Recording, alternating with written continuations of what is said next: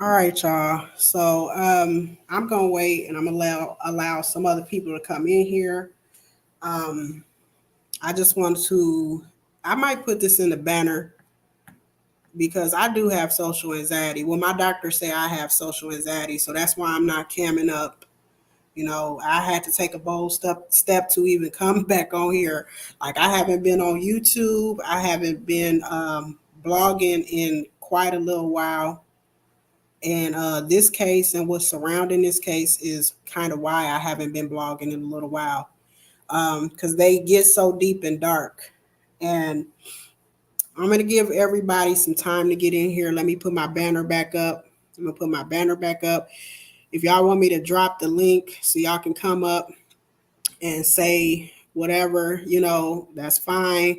Just remember that over on YouTube, you can't, some people curse on their channels.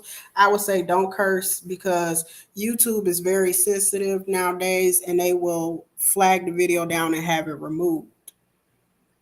So we don't want that. So also, y'all, I'm a night owl, so I can stay up. I can keep going and going and going, and be fine until like 4 or 5 in the morning.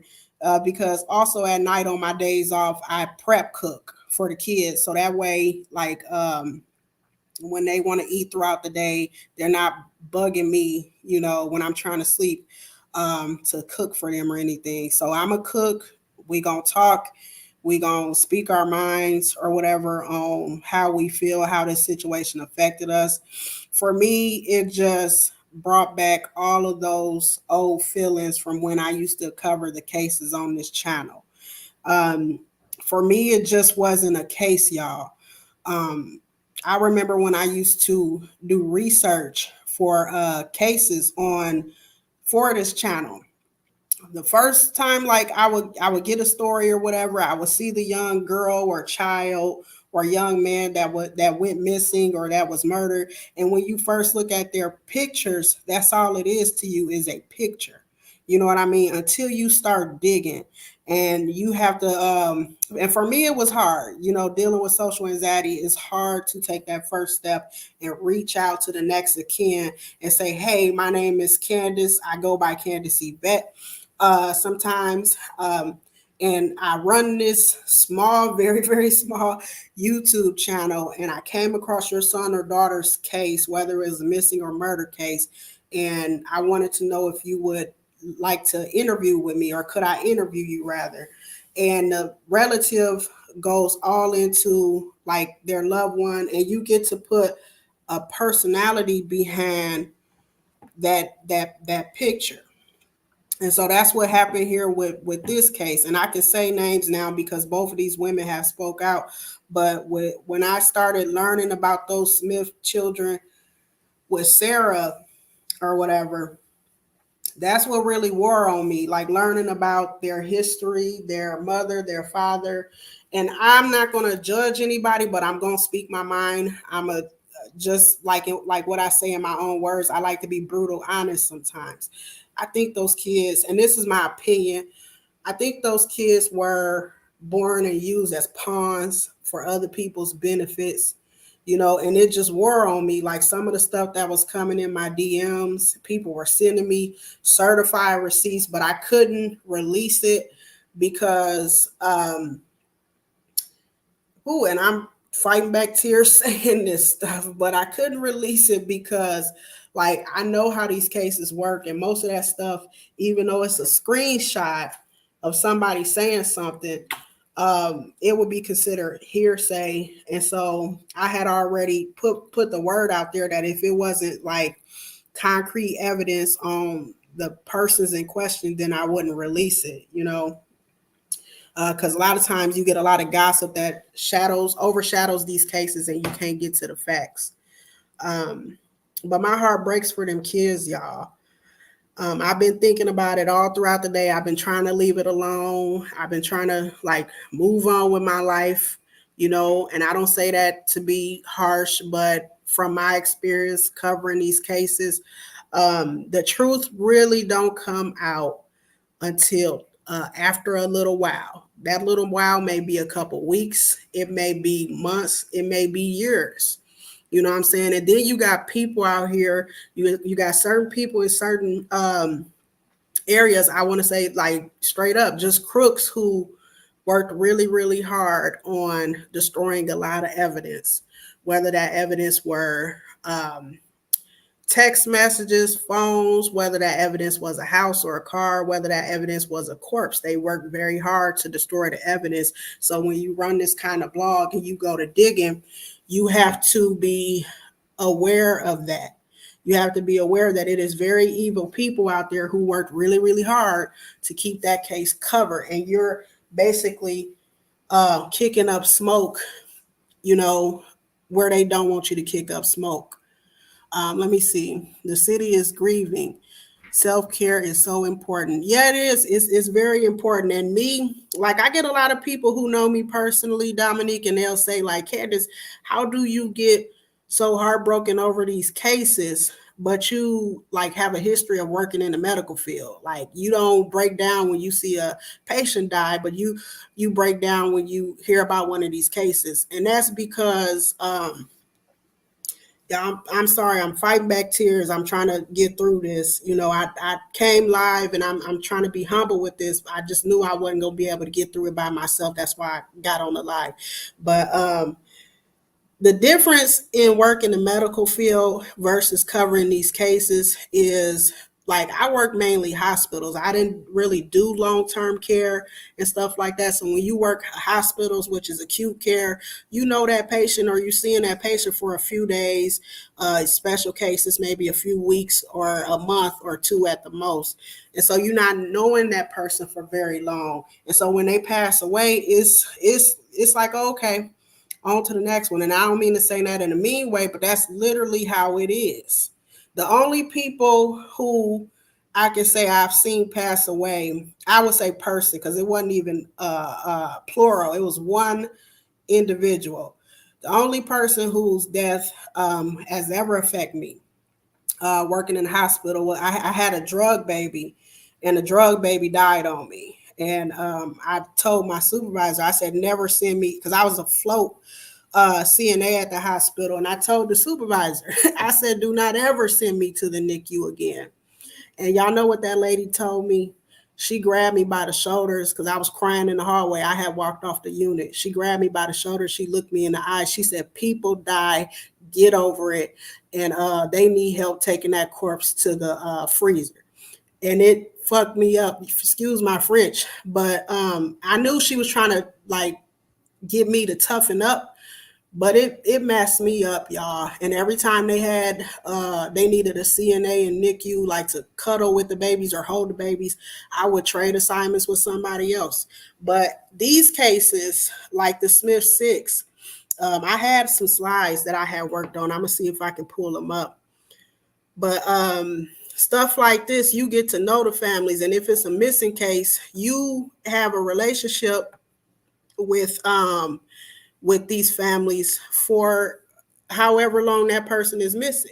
You get to know these people through who love them or the people who were close to them. You see what I'm saying? So you probably only seen their pictures. You probably came in way after they passed away or whatever, but the family and the ones who love them is who bring them to life. So me and Sarah, we've been going back and forth. I tried to see if she wanted to come on and talk tonight, but she couldn't because she had other things she had, was doing with her family. But me and Sarah talked or whatever, and Sarah really brought this case to life for me. So, and I'm trying my best not to break down on this live, but Sarah brought these babies to life for me. When I look at the picture, she would talk about how bubbly or sassy Angel was or whatever, or even some of the church members, and I can't say no names, but some of the church members reached out to me and they said, Candace, the father never would come to church, but the three oldest ones would come to church, and they you could tell that they were open to accepting the Lord as their savior and stuff like that. So stuff like that, y'all, where's homie? One of these cases I covered, the young lady went missing in Virginia. Me and her mother became good friends, okay? And it's sad. You don't know what to say to a mother who ain't seen her daughter in almost 20 years, but still holding on to hope that the daughter gonna walk through the front door. You know, I'm gonna try to read some of y'all comments, but also if y'all want me to drop the link in the comment section and you can come up on the panel and talk, that's fine. I just ask that when you come up on this panel, you be respectful because YouTube is very strict and they have bots that screen the lives for certain words, certain trigger words. So let me see. Larissa says, I feel like child services failed them kids. Yes, Larissa. Yes, they did. And I'm going to get on that in a minute. Said you feel like they failed the kids drastically in Iowa. Let me see. Let me scroll back up. And Indiana, because those kids was removed, she should have never been returned back to the home without proper parenting. I hate to be brutal, but Larissa, most of the time, social workers, they so overworked. I ain't gonna say all social workers are like this, but some social workers are so overworked that they can't care. And then other times you get social workers that just don't care. You know, them demonic social workers that, you know, take advantage of the children and they take advantage of the parents. A lot of people don't know that. A lot of people do not know that. You get some of these social workers. I've had people come up and tell me, like, Candace, I was solicited. They told me I had to do a S word favor to see my kids. You know what I'm saying? This stuff crazy, y'all. And a lot of this stuff you can't say because you don't want nobody to pull you into court. I'm just being real with y'all. Let me know if y'all want the link. Let me see. Dominique says, I'm a social worker and it's imperative that I take time for myself. Yes, Dominique, you must be one of the good social workers. The good ones will go above and beyond for those children and those parents. But the ones I've had people come back and tell me some crazy things that DCS or even the adult protective services have said and done to them. I've heard people in nursing homes come back and say, hey, I reported this to the state and the state reported me to my job when I told the state worker was paid off by the nursing home. And they came back and, you know, they found out that I was the one who reported this abuse or this neglect and they fired me. You know, I've heard and seen it all, y'all. But when it happens to children, you know, when it happens to children, that's when it really wears on me. You know, and somebody was asking me yesterday in the comment section, I don't remember the woman's name, but she said, that's why I only watch channels, and these channels that I watch, they only cover the adult murder cases and things like that. And I said, look, I said, I tried to be like that. I said, but people need to be awakened to what is going on right in their backyards. My page at one point, it wasn't called page 57. It was called Black Women Aware because it was so many Black women in Chicago who was going missing or murdered. And they knew, they said, we possibly got 3 serial killers in the area. And nobody was doing anything about it. And when I looked around at like just people in every day in the streets in the community, I said nobody is really aware of what's going on. So I wanted to stop covering the cases of children, but at the time I said no. I said I'd be doing them a great disservice if I didn't cover their cases. I hate to say it, but being brutally honest with y'all, what happened to the Smith Six, it is tragic. It do deserves our attention, our support, our advocacy, but I've heard of way worse. I've heard of way worse. I've covered cases where mothers and fathers have taken children 5 and under and sold them to, I'm going to say predators because I can't say the other P word, but if you're pretty intelligent, you know what the other P word is. Known, registered, other P words. You know what I'm saying? Larissa said, drop the link. Yes, ma'am. I'm going to drop this link. But non-registered P words, you know what I'm saying? And the P word would take the child, do what they wanted with the child, and then unalive the child in the end. You know what I mean? And then when they get to the court giving them a slap on the wrist. And that would enrage me. It makes you to where I dropped the link, y'all. I dropped the link. Um, but it'll make you where, like Dominique said, after a while you have to take a break because you feel like you're going crazy. You feel like you're going crazy. You know what I'm saying? I don't know if it was Larissa or Dominique who said it, but one of y'all said, like, yeah, the social services in both states failed these kids. Sometimes, y'all, them people, they just don't care. They'll see the abuse and they'll doubt, oh, well, that really ain't going on. Or, for us who work outside of social work, no offense to you, Dominique, because I know you work in social work, and I'm, not trying to offend you, talk about the bad workers or anything like that. But for those of us who work outside of social work, it's almost like they always let the bad ones get away. You know what I'm saying? All the signs is there. I had to question when I seen that Candace DCS had been involved for the whole like entire time that Angel was alive. Angel was the oldest. She was 11. She said they have been involved for the whole time that little girl was alive. And it boggled me. And I was like, usually they give the parent in question or the parent who has the custody or whatever situation is, they give them like a year and a half or whatever to get their stuff together. And if they don't, jump through them hoops and do everything that them people are asking them to do, may it be, getting off the drugs and getting clean, taking parenting classes, getting therapy, getting a job, what have you. They don't do it, they terminate the rights. You know what I'm saying? So I said 11 years. I said, how you let a case go on 11 years and the mother steady getting knocked up? No, you don't want the kids. No, you ain't gonna leave the drugs alone. Like, yeah, in a way, I see the mother as a victim as well, because in my opinion, I feel like David groomed her. Um, I feel like he groomed her, but after a while, when you hit those adult years, you know the difference between right and wrong. If you know how to later and create a child, you got to know the opposite, how to not create a child. You don't want no kids. All the babies allegedly, when they was born, they tested dirty for different type of drugs and all this stuff. So it's like after a while, yeah, I feel like he groomed you too, but when you know better, you got to do better. You know what I mean? You know better, you got to do better. And I know Sarah said that she had like a good working relationship with the mother, and it was times that the mother was trying to get better, and the demon David would come and manipulate her mind and things like that. And it's hard when you have an addiction on top of it. I understand that, I really do.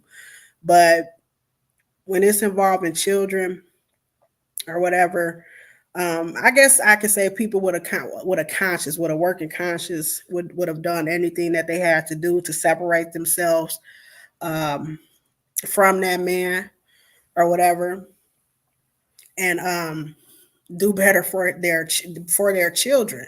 But they said she don't care no way anyhow about nothing. Um, I'm not gonna name this associate, but somebody sent me conversation because they thought that I could possibly help with getting the mother here for the funeral. So, because I'm not just getting hit up, y'all, by people in Indiana. I'm getting hit up by all kind of people in Iowa. The population of the city of South Bend is like 100K, I believe. The population of Newton or Iowa, where they from, is 15,000. So it's people from all over Newton, Iowa, who was DMing me, hey, Candace, I seen this, I seen that. And then one person who I'm going to allow this person, she was credible as well. It's not Sarah, it's not Roberta, but she hit me up and she's going for a really good field. She's going into like criminal psychology or something. Really, really smart woman. And me and her cooked for like 2 hours in the DMs, talking back and forth. And she shared so much with me. And I didn't know how she knew about me, but she got a hold of me. And she was like, she said, Candace, I just want to inform you, I know about the situation with y'all trying to get the mother there for the funeral. She said, I just want to let you know she's not coming. And we seen her allegedly at the Quickie Mart or whatever the gas station is called, robbing the gas station. And she was like, she got a case coming up. She about to go down and do 10 years. And the lady, everything she was saying, she was dropping the receipts. Foul, foul, foul. And I was like, wow. And we like cooked for 2 hours. Hold on, y'all. I'm gonna add somebody to the stage here. LJ. What's up, LJ? But Hey. yeah, so I had to get on here. I know certain people are like, well, just leave it alone, Candace, but I needed support for myself, y'all, as well. And so I had to reach out to the community and say, hey, I'm grieving this. I can't grieve this by myself. What's up, LJ? So I'm fairly new here to South Bend. I only been here about 2 years. Almost Mm-hmm. 2 years.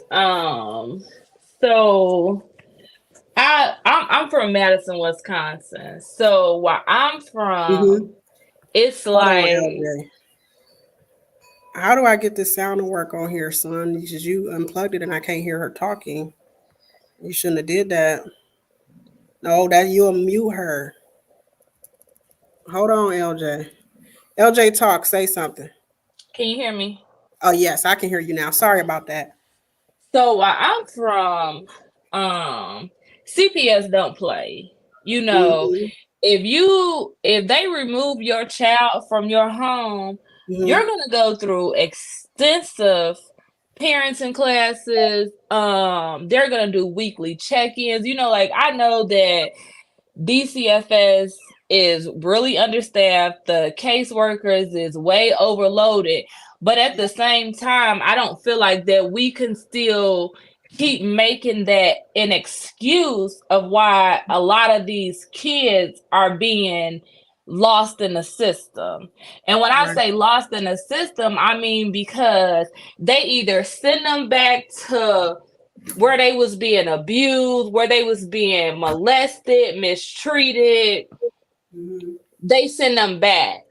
Mm-hmm. Um, when some kids are a certain age, no foster homes, no group homes, no one would even take them. Yeah. You know, and all six of these kids, they was failed drastically by Mm-hmm. Child Protective Service in Iowa to start off because that's where they came from. Right. When those kids got removed from that home, they should have never ever been put back there. Right.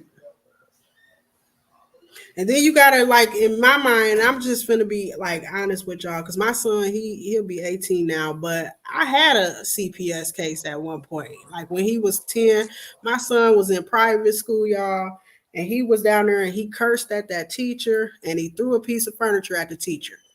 And I did what happened to me growing up. I whooped his behind. Like you don't throw no furniture at no Mm-hmm. teacher and you don't curse at no teacher. And it was crazy because the teacher was the one who called me and because I was so overwhelmed with working and going to college and everything that I was like, you know what, I've tried timeout, I've tried taking your bike away and things like that. And on my graduation day, they remove my children. And what they wrote up in that paperwork, oh, the child was going to school, and because I'm a tough love parent. I figure if you can curse at a Girl, teacher, me too. for Mm-hmm. throw furniture at a teacher, then when your clothes, your uniforms for school, I'm old school, so I don't say school, I say schoolhouse.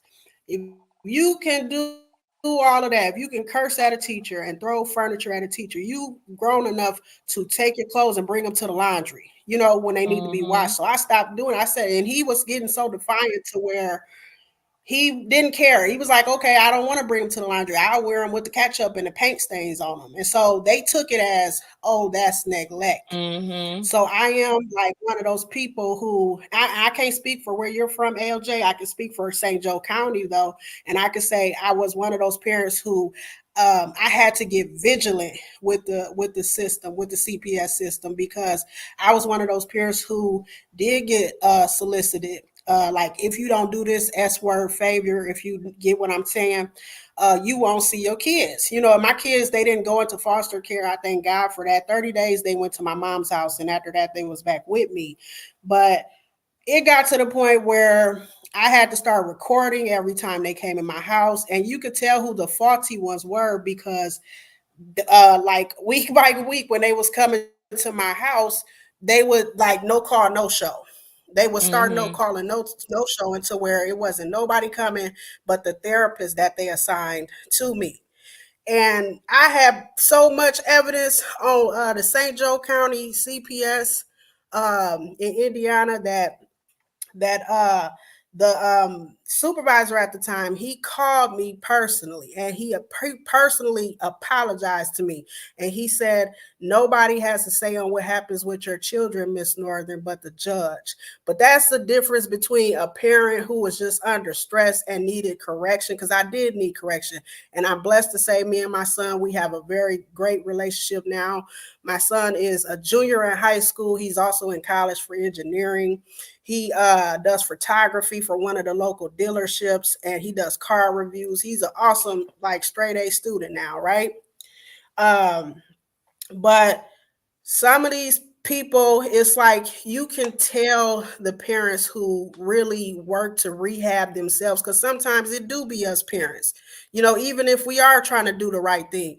I needed correction. I had to tell myself this is not how you parent a child or correct a child when you're up under stress. I'm sorry. I Of grew up course. getting Because spankings that's and all how that. we was raised. My grandma Right. would tell you, go get that switch off the tree. Okay, you want me to go get my own switch for you to, you Yep. know what I'm saying? Yep. So Me it's too. like now, as I'm 36. So my Mm-hmm. oldest, she's 19. My son, he just turned 15 yesterday. Mm-hmm. So it's like, our form of punishment. Oh, I'm gonna take your game. You can't go outside. I'm gonna take your phone. And it's Mm-hmm. like, okay, we would think, that will work because that's what they love the most. Us growing up, we didn't have all this electronic stuff. So Mm-hmm. outside, you know what I'm saying, is what we used to have to do. But our parents Right. weren't taking away, you know what I'm saying? They was taking away outside and you was getting your butt whooped. Yeah. Yep. You know, I Yep. was a kid that was in the system. Mm-hmm. And when I say that them people, I went in the system almost as a teenager. I Mm-hmm. think I was about 12 years old. An incident happened at my house, and they didn't remove my brothers, but they removed me. Now, we lived in Fayetteville, North Carolina, Mm-hmm. and they took this paper to my dad, to my house, and told my dad, hey, you sign this paper saying that you won't hit your kids. And my dad was like, well, I'm not signing that paper. They're like, okay, well, we're gonna remove her from your home. And that was clear cut. That it wasn't no, okay, well, wait a minute, I'll sign a paper. It was once he declined to sign. You Borgin, LJ. I think it's just your mic or probably your Wi-Fi connection, but you Borgin.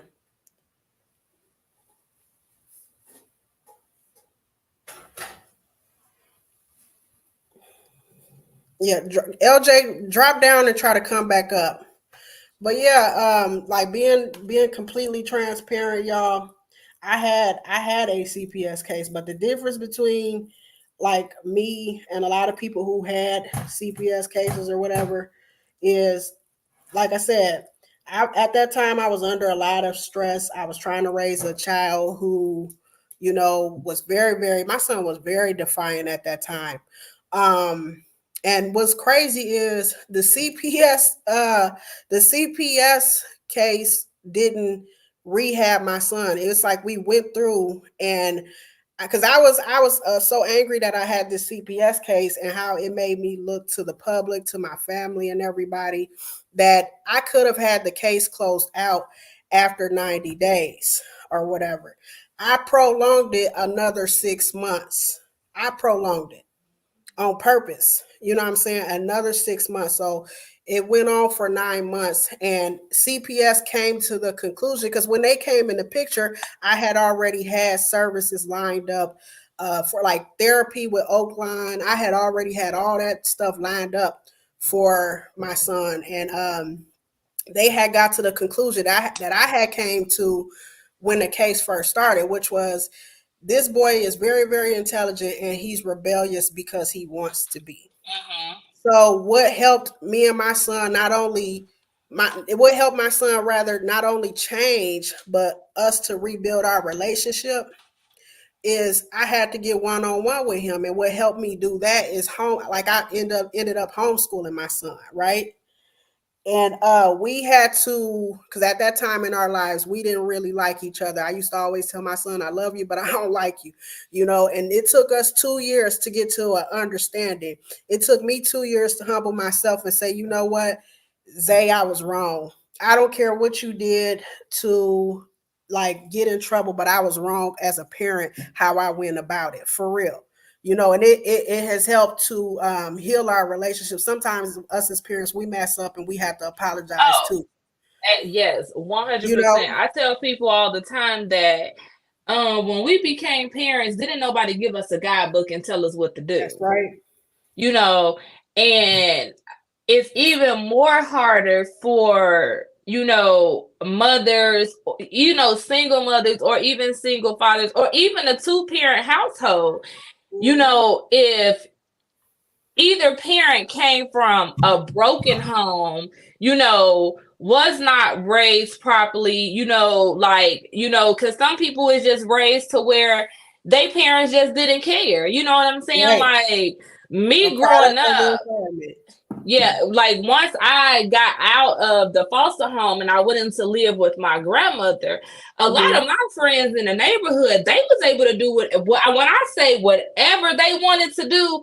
I mean, they didn't have no curfew, nothing. Like, but Hmm. me, like my grandma was strict. Hey, don't leave Yes. off that porch. I'm like, well, what am I Yep. supposed to do on the porch? I don't care what you do on the porch, but don't leave off that porch.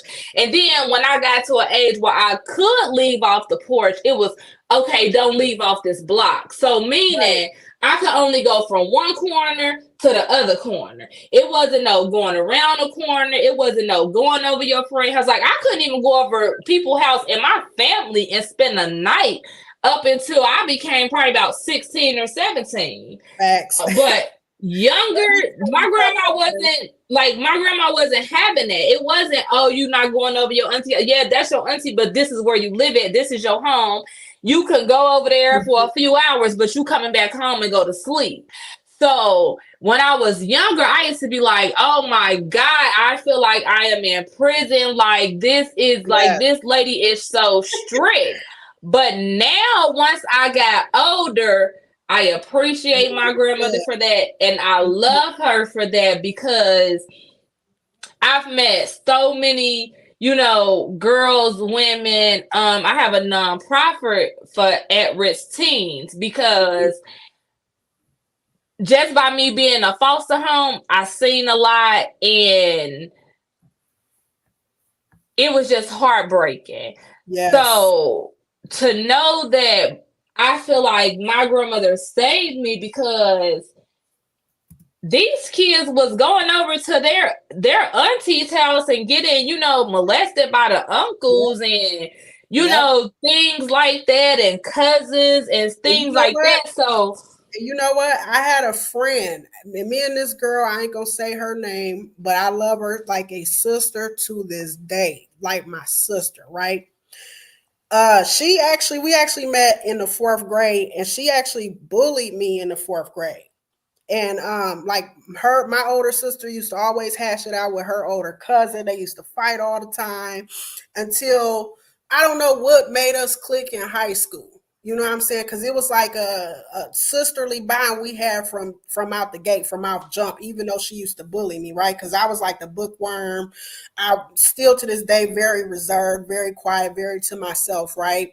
Um, like I used to hang with her in high school, and like she used to like use some of them tactics, the manipulative tactics on me in fourth grade mhm. in high school, and I couldn't understand it. Like for example, after school, because my mother and my grandmother was strict too. They wasn't having that. And my mother has a such a strong spirit of discernment. She would look at my friends and be like, Candace, you can't hang with her again. And I would be like, Mm-hmm. dang, mom, all I do is go to church with her.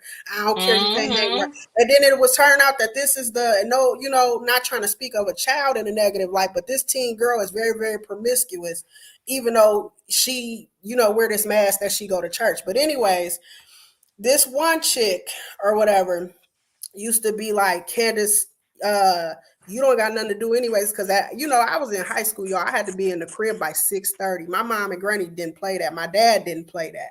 So I would say I can hang with you at up until 6:30, but after that, I got to go home. She used to beg me sometimes after school to go over her house, right? And I would come over, and it was one day that she allowed me in the house, right? And it was her stepdad, and the stepdad, God gave me a strong spirit of discernment too, and I thank him for it because it's often saved me. But I looked at him and I could see something very dark on him. I didn't know what it was, but it was something very dark on him.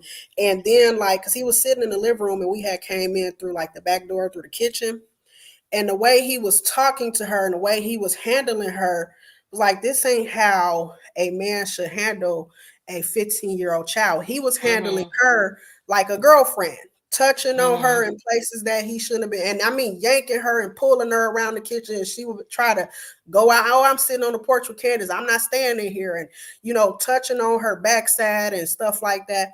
And it was at that point that that girl finally told me on the porch, Candace, I use you to come over and sit with me, because if you don't sit with me, he gonna touch on me. You my excuse to get out of that, right?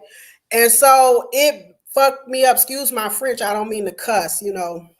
That's my problem. I curse, Girl, but me too.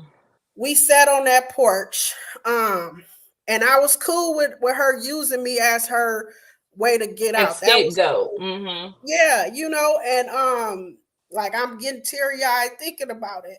Um, Me and her to this day, like how far has she's grown, how far she's come out of it. She didn't allow herself to become a stereotype.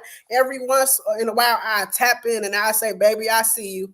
Even though I moved out of town, I was gone for a couple years. I just got back home. But anyways, I would tap in and give her flowers. I see you, keep prospering. Just know I still love you like a sister. I'm still here. I'm still in the shadows. You know what I'm saying? But it's, you don't really know. Some kids, like this, like Angel, my discernment jumping already on Angel, just looking at her picture. I could tell this young girl had to grow up fast at Yep. 11. You see what And I'm I can saying? look at her and tell that she went through some She went things through it. The that an oldest one. 11-year-old should have not went through. Mm-hmm. Yeah, she went And through it. it's sad, that in the day and age that we're from, that sweeping under the rug, oh, that Mm-hmm. was real. That them deep dark family secrets, Mm-hmm. people still live by that to this day. Yes, they And it do. eats me alive. You got young girls that was being molested by their mom's boyfriend or the stepdad, Yep. and they will go and tell the mama, and the mama wouldn't even believe them. Yep. You know, Yep. and even the uncles and things like that. So it's like they're the six kids' moms. I think they whatever I don't know what they can't remember what they said her name was. She was Her on name is drugs. Mary Elizabeth Gant, but she goes by Liz. So growing up, like my whole entire, so I originally got put with my grandma from a 2-day old baby because my mom was on drugs. My mom was Mm-hmm. on drugs all the way up until she died, Mm-hmm. and Wow. my grandmother would Mm-hmm. not let me go anywhere with that woman. Granted, she popped in and out of my life every few years, you know what I'm saying? But as a child, she would Mm-hmm. pop up, oh, I'm getting myself together, I want to, take the kids. And my grandma be like, well, you could take them out right to the front yard, but you're not taking them from this house. Right.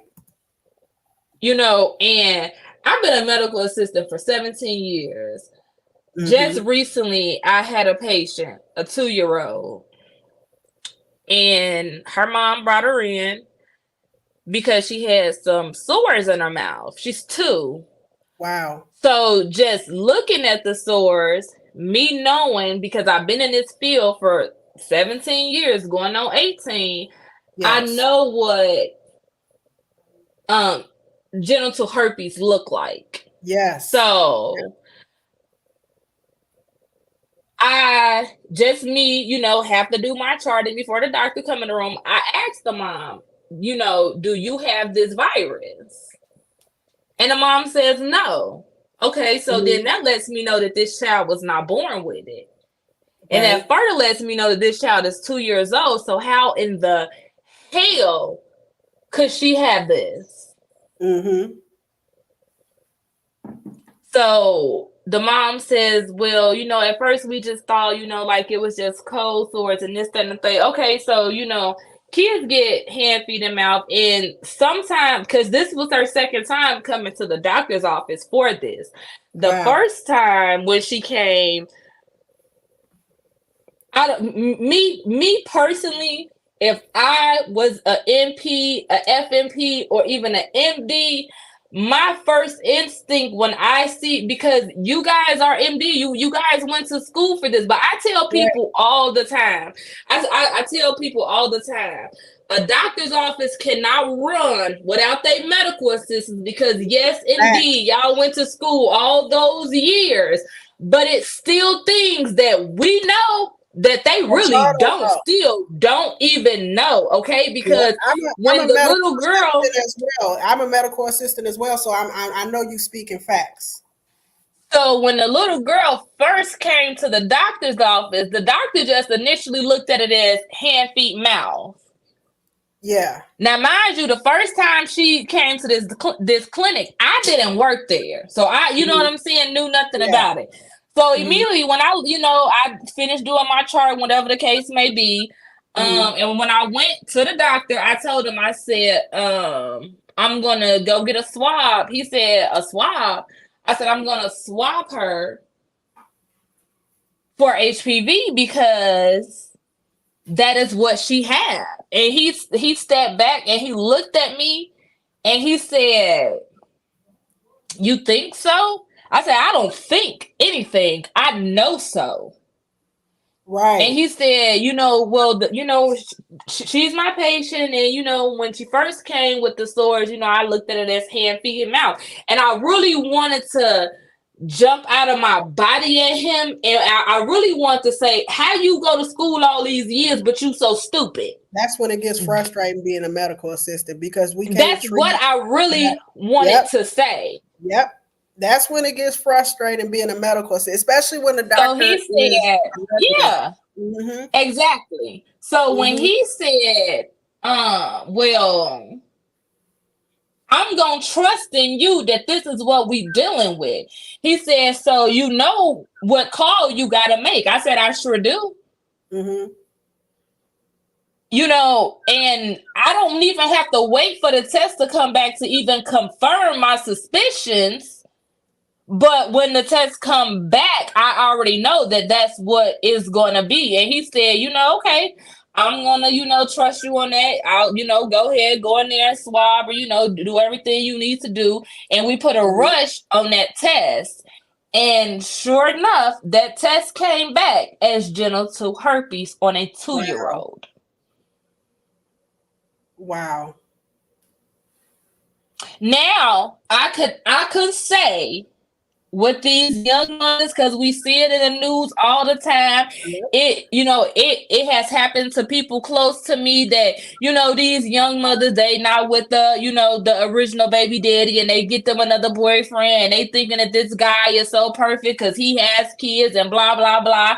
And they leave and they leaving their babies with these men, and they doing strange things with their kids, and these babies can't even talk. I can't tell you how many cases I've covered or came across, and I haven't been on my YouTube channel in I would guesstimate almost 2 years. I haven't covered anything on this channel in quite a while, and I can't tell you how many times I've covered a child's case or a child's murder, and the mother left the boyfriend. Sometimes it be their father left this person, Yeah, yeah. but the father, what I found with the biological father, the father will unalive the children if he's trying to get vengeance on the mother, if he's trying to hurt the mother. Mm-hmm. But in cases of the boyfriend, like you said, using this random dude as a babysitter, they have no experience with children.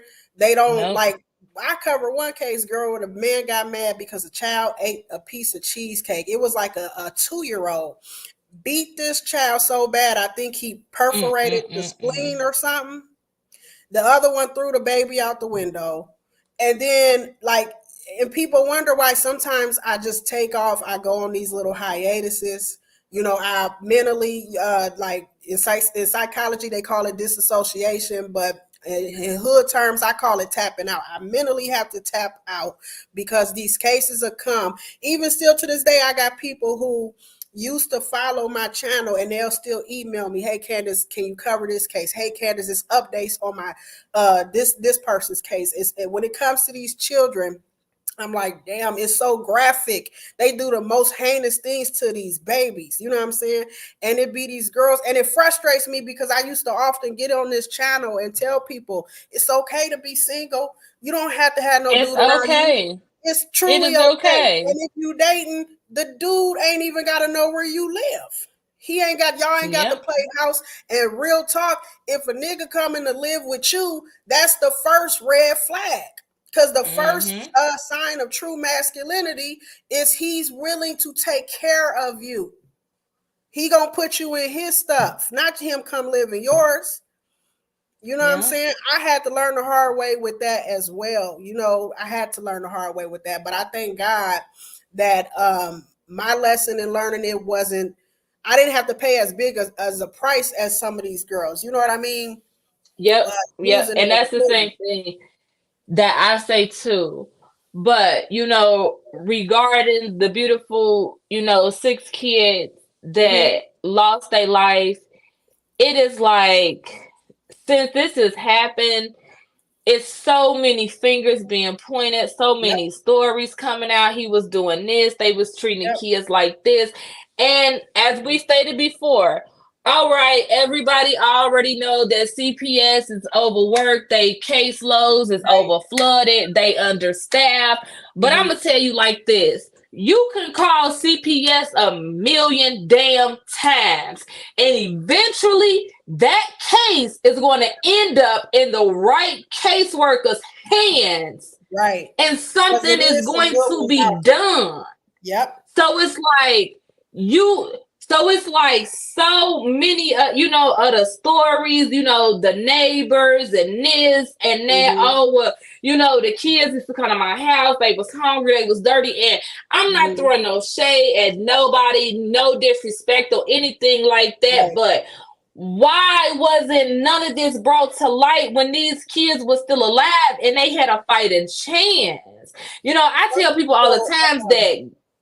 from what I've learned, because I often study psychology and sociology and things like that. But some people are programmed to, oh, it's best to mind my business. Let me just go on and mind my business. That ain't got nothing to Well, if do with you was if you was gonna mind your business, then you should still it. be minding your business right now.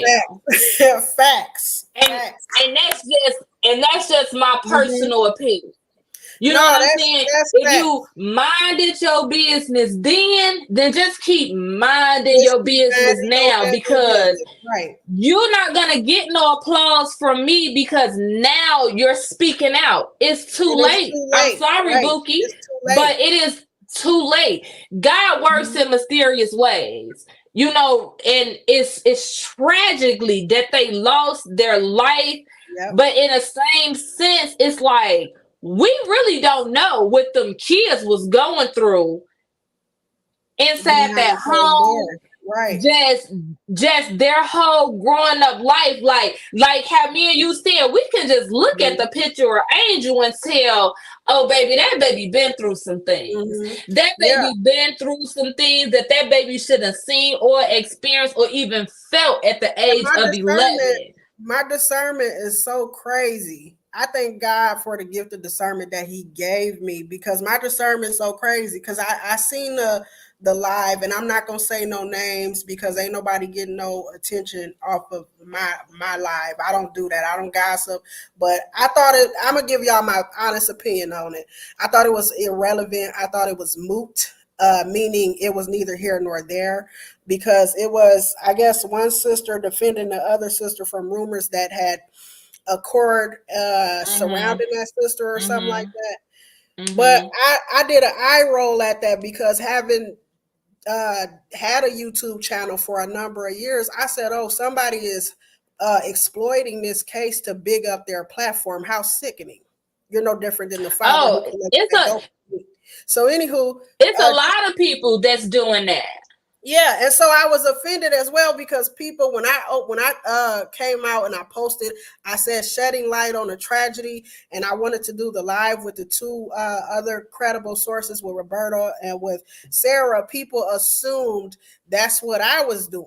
And I had to post the receipts like, no, y'all, I've been in the battlefield. I've been covering these cases, these types of situations. I've covered cases that have got me more engagement than this case. I'm not in it for that. You know what I'm saying? But I brought that up because, excuse me, I'm cooking at the same time that I'm doing this live. But I brought that up because like you said, nobody really knows what these kids went through behind closed doors, and my discernment is it jumps so crazy that the sister in question, Tosha, when I seen I believe it was Cindy Johnson's live, when I seen her live and I'd seen her sitting on the couch across from these two people, when I looked into David's eyes, I seen nothing but darkness. It was no light in I them see whatsoever. nothing. I I seen seen, not even a you know soul, what? right? I'm not But when even I gonna looked lie. over at I did see hold on, hold something. on, hold on, LJ, hold on. When I looked over at the daughter, I could immediately tell, and this is not only spiritual discernment, but from studying psychology and like sociology and all those subjects, right? On people's body language and how people, just human nature. Mm-hmm. I looked over at her and I said, either she's been a victim too. I said, oh, I Mm-hmm. immediately said to myself, I said, she's going along to get along. You know, I never Mm-hmm. once said or thought that, oh, well, she, you know, she probably had a part in the fire. I didn't think that she had a part in the fire. My suspicions came, Absolutely not. right. My Absolutely not. suspicions came for her, if anything, what's your position with this money business? And I ain't saying she's guilty, but I'm saying that's where my suspicions came with her. But when I looked at her position and how she was acting in that life, I said she was possibly a victim of her father's as well. I could tell in her body language. She seemed very closed up. She seemed very nervous. She seemed like when she would look over at him, those little quick glances, I said, oh, I said, that's what that is. I said, you gonna say whatever you got to say to keep him happy. You know what I'm saying? To keep him happy, so that, So, because like you said, when I first seen that live, and I'm not a person, I don't have a platform, I don't do, I am what they call a silent crime chaser. yes, I feel like I have some type of gift. I don't know what it is. I'm just not one of those people that, I don't know. I don't think I'm confident enough to do, like the platform and a podcast and things like that. Like, mm-hmm. it really just took some courage, even for me to tell you, "Hey, drop the link." I will come on, and I Yeah, only did that because I feel like that a lot of people has been talking about things that's irrelevant. Just to right, be honest, once yep, again, not throwing no shade, not doing none of that. I just feel like a yep, lot of people, because I've been talking to myself about it a lot, mm-hmm. because I don't have a family here in South Bend, so even if I talk to my cousins about it, they don't know what I'm talking about. Right, But so when I seen that live, the what came over me from David was, all I seen from him was relief. Yes. Yep. That's what I seen from him. Yep. He didn't have that From burden, right? yep, from Tasha, I don't really know her name, but what I seen from her was guilt, not guilt because she had anything to do with that fire. Different kind of guilt. Yeah, I know where Yes, you're going. I know where you're everybody going. has they own Mhm. life, but these is your younger siblings. Come on Yeah. now. Come Yeah. on now, because one thing that I know and two things that I know for certain that when somebody takes in, especially if they take in 6 kids, baby, it's gonna be some people that's gonna go hard for you to Yeah. help you with them Yeah. kids, baby. And I just got to That's what big I up. do know. I just want to take this quick moment to big up my city because South Bend do get a lot of, excuse my French, y'all, if I cuss. I don't mean to offend anybody. I'm just very Oh, you know, passionate. definitely don't offend me. Thank you, ma'am. But I just want to big up South Bend. South Bend get a lot of shit thrown at its name. But one thing about South Bend, because people often assume, oh, South Bend is small, so we must be stupid people because we hail from a small city. My people in the Bend ain't stupid, man. My people in the Bend, we not stupid, we not simple, we ain't slow. And when we see something, we gonna do something. You know what I'm saying? That's one thing that I can say about Well, the you people of see, they South Bend. did. Because Yeah, you see how they rallied everybody was together picking and up raised on it. all that money just that quick. Yeah, and because they love the kids, they love the kids here. You know, it be people And here. so that's what I'm Hmm. saying. Hmm. Yeah, What if she would have just said, you know what? Let me get my siblings because this mess that's going on over here, hey, this ain't right. right, And all it takes is for you to tell one person, man, I had to take my 6, sisters and brothers, and I'm hmm, barely making it myself, but they was in a bad situation, yeah, and man, I need some help because one thing that we know about people is they gossip, right? right, So you gonna tell that one person that, and then that person gonna go tell somebody else, and then they gonna add a little extra spice on it, right, right? And right. then that person gonna go tell somebody else and add some extra spice on it. And That's now what I said. now it's about to start getting in the right people ears to what now you gonna have people hitting you up. Hey, I heard you got your sisters and your brothers and the 6 of them and blah. Okay, well, this is what I can help you with. And then matter of Mhm. fact, I'm gonna pass you on over here to such and such because I know they can help you with this. So that's what I seen from Tasha on that live was Right. just some guilt. That's what I I seen seen from it, and her. in the minute you start talking, it was like God spoke to me, and because when I think about what I seen from her, because everything you saying is accurate, like it literally goes along with what I said that I seen in her Yep. discernment.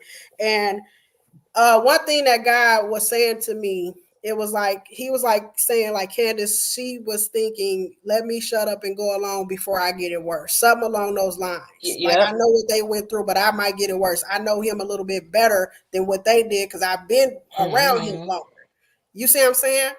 So when I looked in his eyes, like, it was because sometimes when God shows me things or whatever, he doesn't always speak audibly to me. Sometimes he'll show me in a vision. It's like a movie will play in my head and I'll see the visions. And I knew immediately, and I have to say allegedly because of this realm we live in, um, they don't understand spirituality. But um, so allegedly, he brought those kids here to dispel of them. You know what I mean? And when I see, because I'm like, think about it. This man is 67 years old. The oldest was 11. So that means when she is at least 20 years old, he'll be 76. But he'll still have the 5 up under her to care for. The mother is nowhere to be Mm-hmm. found. Every time somebody gives me an update from Newton, Iowa on the mother, they saying, "Hey, Candace, we seen her here." Because it's a small, Newton smaller, way smaller than South Bend, right? So the people, they'll hit me up and they'll say, "We allegedly seen her in the gas station the other day stealing. She too had to think about going to the funeral. Candace, we seen her out here. Had we seen this, we seen that." They be hitting me up and telling me different things or whatever. So I was like, this man literally used allegedly used those kids as a lick, as a come up. They've always been used as pawns to get different kind of assistance or different, because you get all kind of things if you got kids. You get food stamps, you get tax Mm-hmm. breaks, all type of stuff, right? You know what I'm saying?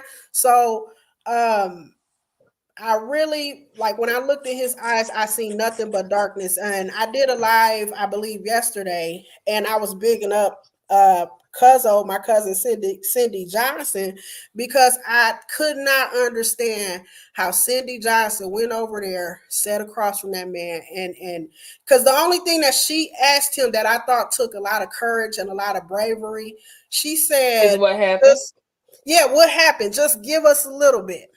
What happened?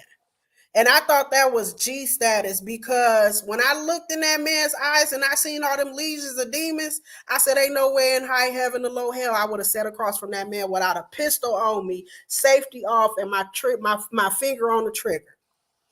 Because he got You're that many demons. absolutely So right. when I talked to Roberta and when Sarah got a hold of me and things like that, and I seen all the screenshots from this associate of mine, it confirmed. It's like, because I'm starting to really accept that, hey, Candace, you have a gift of discernment. For years I was in denial about it, I doubted it, but now that I'm starting to say, what I'm saying, I accept it for what it is.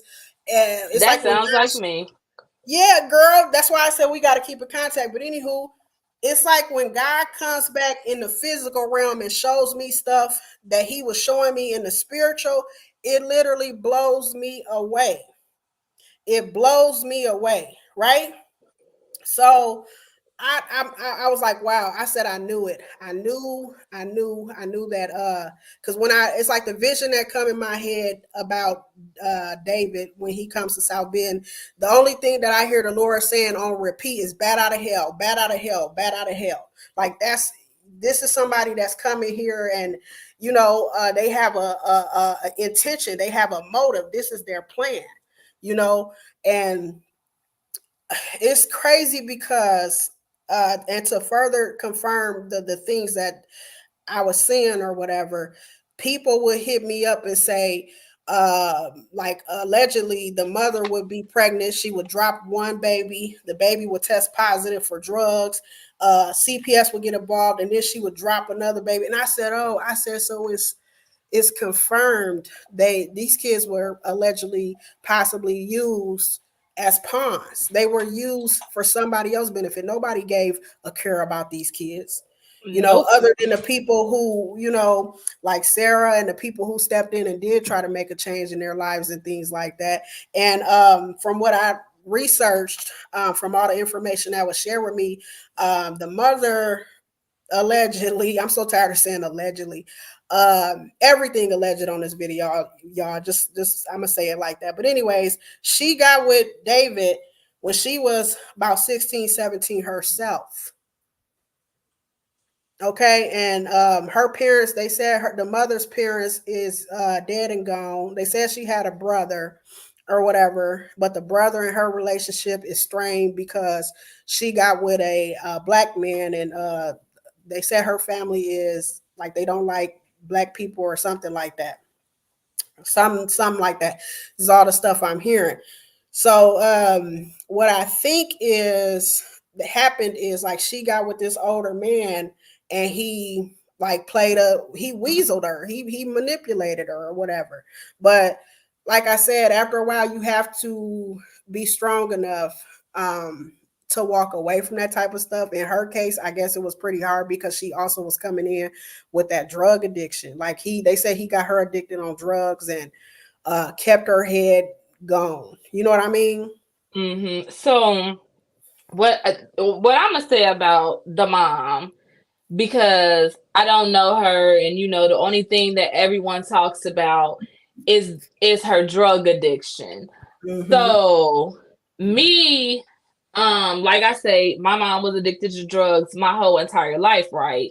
So when Mm-hmm. I turned about 17, 18, that's when I started looking into drug addiction. Like I got obsessed with it. Mm-hmm. And I got obsessed with it because I wanted to know what is it about drugs that will make people abandon their kids, Right. or kill their kid, or just a lot of different things. So I got obsessed with like drug addiction. Mm-hmm. My dad, he used to drink heavily. My dad has been clean for 30 years. He's a sponsor. He sponsors all over the world. That's what's He goes to like conventions and NA meeting and Alcohol Anonymous meetings. So I started going to the meetings and things like that with him. mm-hmm. So what I learned about drug addiction is once you do drugs for so long, it's no longer an addiction, it's a disease. Right. And that disease is something like no cure cancer. Mm-hmm. Because some people can kick it, some people can't.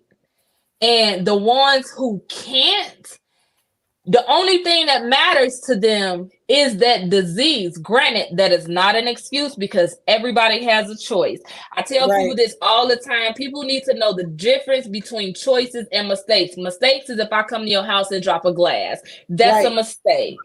If Right. if I slap you in your face, that's a choice. That's not a mistake Right. because I had the choice to walk away and not slap you, but I chose to slap you. So that's not a mistake. And in this world, a lot of people does not know the difference between a choice and a mistake. And that's just bottom line of just Right. people just don't understand that. So by her getting, hooked on those drugs so early, and whatever she endured in her life, whatever she endured with David, those drugs made her feel 1,000 times better. It made her forget about everything. Yep. Even we can't even say that it even made her forget about her kids. We can't say that because Right. sometimes when people get high, like they go into these emotional rants, oh my God, I miss my kids, but at the same time you sucking on a pipe.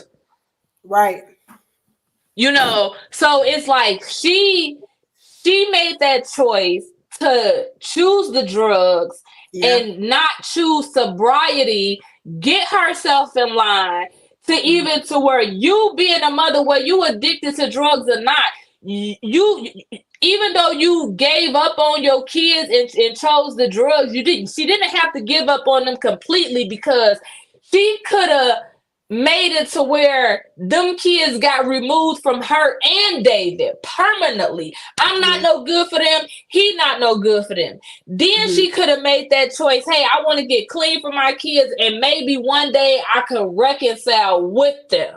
You know what Right. I'm saying? So that's why, I think I had commented on like Robert Kelly's post. It was David's daughter, one of the younger daughters. I commented because she said that she was gonna go live, and Mm-hmm. and tell the truth because there's too many stories going on. I said, yeah, go ahead and do that, and you should make it public, so people Mm-hmm. can see it. Because if you say you got another truth, then let it be heard. Then everybody else is letting everything else be heard, so you might as well let Right. yours be heard too. But like I told her on that post is what happened to those kids is, I'm going to say, 90% of David's and Elizabeth's fault.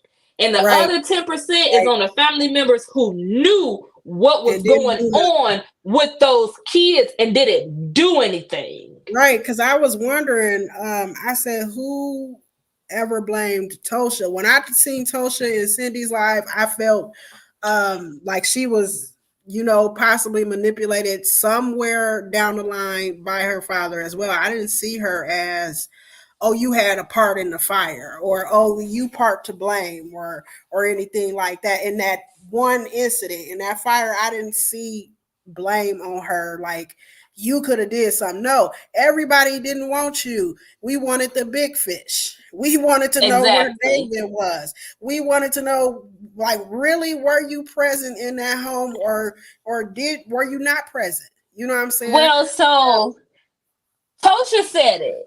And now I think I call and anybody else who is an observer that watched Cindy Johnson's live, that they made it didn't catch it right then and there, but I Mm-hmm. instantly caught this part. And when I caught this part is when I was like, Mm-hmm. because it took probably a few days for anybody to say anything about this, what was said on Cindy's live. When Cindy asked David, can you elaborate on a little bit about what happened that day about the Right. fire? And he talked a little bit, and then Tosha took over and she started talking. And she said that she was on her way to work, and her little brother called her and said, "The house is on fire." And Right. she said, "Where's Dad?" He said, "I don't know. He went out the window." Mm-hmm.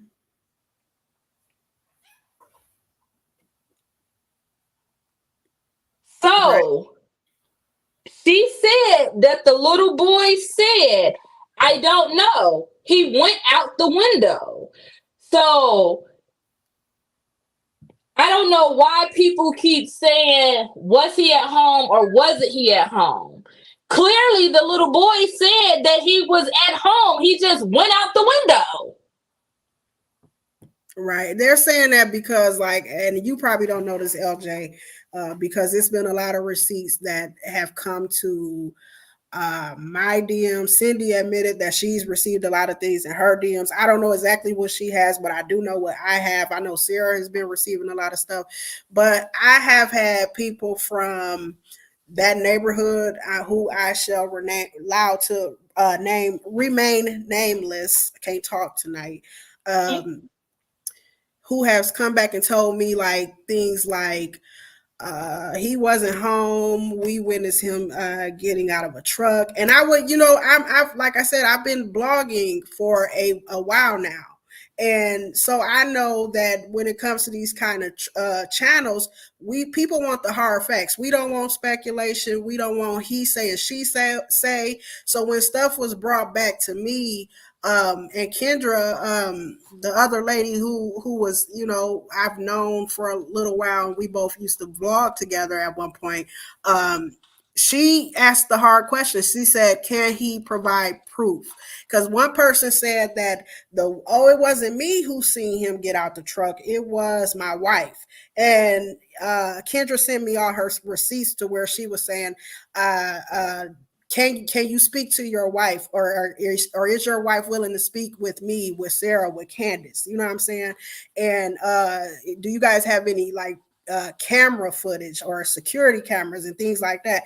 And that lead was left open because I have yet to like hear if Kendra heard back from him, if Sarah heard back from him, or anything like that. So, like I was saying to people on my page, and one thing I learned about writing paragraphs on Facebook, it's like you can write and say A to Z what you are looking for, and people will take that post and still read and comprehend what they want to.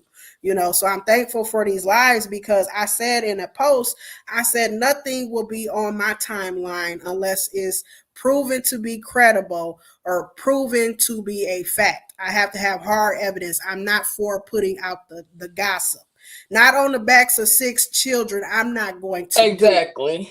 I know a lot of y'all and a lot of people kill me because, like I said, after 5 years of covering these cases, they'll say, "Oh, we really cared, Candace. We really." No, no, you don't. You want to be entertained. And I know the difference between somebody who wants to be entertained and somebody who really out here doing the groundwork. People, not to keep mentioning Cindy's name, but for South Bend, that's their best example. People who really care do what Cindy Johnson did. They out there in the Mm-hmm. battlefield, and they doing stuff that other people are not doing. Okay, covering these cases. I've had people on, like bloggers on Twitter, bloggers on Instagram, bloggers on TikTok hit me up because they did the hard things. They're contacting families, they're contacting police departments. They're looking and uncovering stuff where other people are not willing to go. So I'm like, don't sit up here and tell me you care about the kids. You saying you care about the kids, but if you brutally honest with yourself and you look deep in your heart, you just want to be entertained by the gossip. And I'm sorry, I can't do that. My integrity won't allow me to do that. Okay, not off the backs of 6 children. You know what I mean? I can't do it. Because I know South Bend is small and, it's not a lot of entertainment offered here. So when something pops off, it's like fire. Like I was saying, LJ, in my live yesterday when I was trying to clear up some messiness that had happened, I said the one thing South Bend is good at, if you utilize it the right way, because it can go right or left. One thing in South Bend is good at is getting messages out there, right? So I said, if you want a message sent out there or whatever, you can drop that thing like it's hot on Facebook, and for free, people gonna send that information for you. I've had people blocked off my pages, and they'll hit me up and know exactly where I'm at and what I'm doing. I had to go on a hiatus off of Facebook because so much of my business is going back to people who I knowingly blocked. You know what I mean? So and so came back and told me this. And so, like in the heat of me, having this Facebook channel, that's where I came up with the idea that, every time like I want to sell a cake or something, like I used to share jokes and stuff a lot on Facebook because I knew how to get people to my page. And I knew, hey, if I want to reach out to a person, all I got to do is put a post out there. I don't even have to tag the person. I ain't got to be friends with the person. They gonna float that kite. So I've been good at doing that, and having been in 2 different states over the course of 3 years, it's hard to, like, I was in Ohio for a couple years, and I remember being there and trying to get my baking business off the ground and things like that. And it would go as far as a couple people would know about it on this side of town, and that was it. That was it, because they didn't do that. They didn't spread the word like they do here. You know what I'm saying? They didn't spread it. So I had to get on people. I'm like, a lot of y'all are in this to be entertained. It's the hottest subject right now in this city. And right. It's sad because when I seen that live go up, and I do feel for Tosha in a way, like if she's truly innocent, and I don't have anything I could accuse her of as far as the fire incident. I see her as innocent in that fire incident, but I feel for her. But me personally, I wouldn't have sent nobody to speak for me on that platform. I wouldn't have said nothing, period, point blank, especially because the police department is looking into this and they're investigating the things. I would give everybody silence. Your best defense is silence. I wouldn't care how much it was burning me on the inside. I would have got silent about it. Ain't nobody speaking up for me or none of that, because I don't need what you say for a detective to look at what you saying. You saying it on my behalf, and they assume, oh, well, that's how Candace feel, so we can go and lock her up on this. You see what I'm saying? Right. Wouldn't have been on that platform, because that platform isn't big or credible enough to hold that kind of, you see what I'm saying? Like when you a blogger and you like I could immediately tell, without nobody ever telling me, because the person who was hosting that live wanted me to continue. Like they kept asking me, LJ, over and over and over again, you want to be on and I said, no, I don't want to be on that live. I don't have anything to say to anybody on there. You know what I mean? And the way it was presented to me was, Tosha's going to be on there. Candace, do you want to? I said, no, I don't have anything to say. I seen that. You see what I'm saying? And so then, I seen that. And she wasn't even on there. The sister was. So it was an ambush.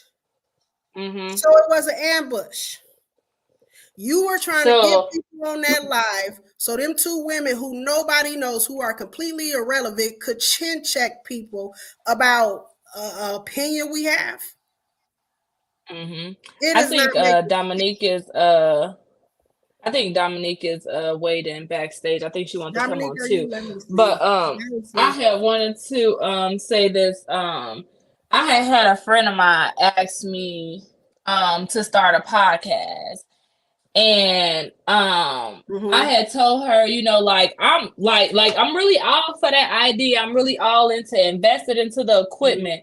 But what I'm not into is, like I told her, I said I would hate to invest in all of this stuff and my podcast doesn't do what I want it to do because Mm-hmm. I don't want a messy podcast. I Right. want like awareness to speak on real topics, mental health, drug addiction, Yeah. child abuse, you know, like business you know, just you know, like that is what I want my podcast to be about. I don't want it to be about, well, let me tell y'all today what's happening in the news and this because old Right. girl from that side slept with her man and Pastor Jenkins Right. from Church Sinai. Right. He slept with the first lady and now his first lady. You know, like that's Right. not the type of podcast that I want, but Yeah. it's sad A to say gossip that in the Mm-hmm. world that we live in, that's the only thing that really gets attention. Yep. Because people are Now, they get a thrill out of what's messy. You see what I'm saying? Like, for yep. example, I have been blogging and let me give y'all a little backstory about my page. It's now called page 57. My YouTube channel is now called page 57. And I gave it that name because the women, the unforgotten 51 in Chicago, that's what they're calling those 51 women who were either strangled, some of them were dismembered. Some of them were burned on fire. These women who had went missing or unalived at the hands of 3 possible serial killers in Chicago. When I came across that case, that was one of the first cases I came across when I started this blog. And one of the victims, she was from Chicago. The Chicago Tribune put that woman's story, and she was the one who was dismembered and her body parts were found all over Chicago in trash bags and all, right? They put her story on page 57 and they covered the Lacey Peterson story all the way out in Cali, and they put Lacey Peterson on the front page of the Chicago Tribune. Now, this ain't about race or anything like that. This is more about the fact that Lacey Peterson was in Cali when her situation happened. You know what I'm saying? Mm-hmm. This woman was murdered in Chicago, and the Chicago Tribune put her story. And as heinous and as crazy as she was done being dismembered and having her remains scattered all over the city, they put that woman's story on page 57. So I named this channel page 57 in honor of her. And my vision for this channel when I first made it, because the original name was Black Women Aware. It was to make women in our communities aware of what's going on in these communities. Because when I first came across all of these murders and all of these missing cases, it stunned me so bad, LJ, to where I was just, because I was sitting in my car just looking stuff, researching stuff on my cell phone. It stunned me so bad to where I sat there and I was literally in a stupor because I had been I had been believing the stereotype, oh, Black women don't go missing like that. Black women don't really experience domestic violence like that. They say it's Caucasian men who often unalive their wives and put them on over under the porch. That's a stereotype as well, by the way. And when I looked up the real numbers and things like that, it stunned me so bad. And in my heart, something said, I have to do something. I have to do my part. And at that time, I said, all I can really give is my voice. Mm-hmm. I don't know how else to do this, but to give a voice and shed light on these situations. So from then on, I got from not only covering murder and missing cases, but covering bigging up and shedding light on women in business. I got to doing business interviews, and I got to meet some awesome women on some of those interviews. They're still posted on the page to this day. Women who own their own publishing companies, women who wrote books, women who started nonprofits in several states with trying to get people into home ownership and things like that. But the cases with the children and all of that stuff, it started wearing on me. It really started wearing on me, and I said I have to dip back. You know what I'm saying? So um part of me like wanting to go live on Facebook, because I knew a lot of my people back in South Bend did not know about my YouTube channel, or they didn't know how it was. And you have, like you said, LJ, so many of these people going live, and for lack of better words, they're getting YouTube blogs, and it's completely ghetto. They ain't talking about nothing. They're not Mm-hmm. educated. They're not researching. They're not dedicated. All they want to do is be seen and heard. You see what I'm saying? They just want to be seen and heard. And so when I presented the fact that, hey, I'm going live, a lot of people, which I can't blame them for, oh, maybe you're going live to spread gossip too. Maybe you're going live just to be seen and heard too. And I said no.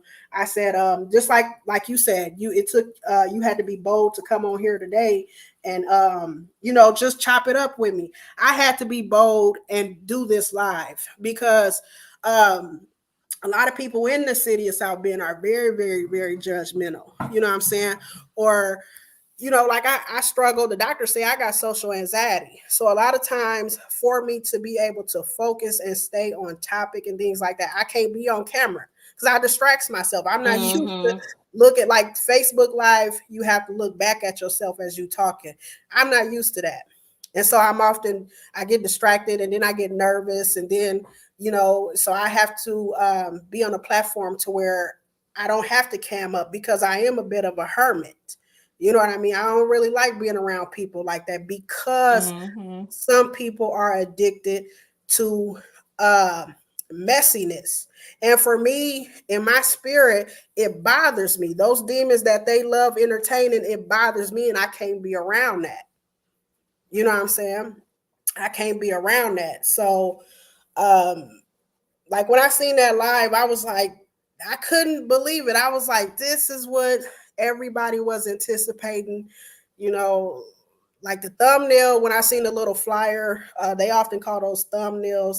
When I seen that going around, I said, oh, I said, that looks well put together or whatever. When they invited me to come on the live, I said, absolutely not, because I have nothing. Why would you want to talk to me for, baby? I'm just Moses. I'm just a messenger.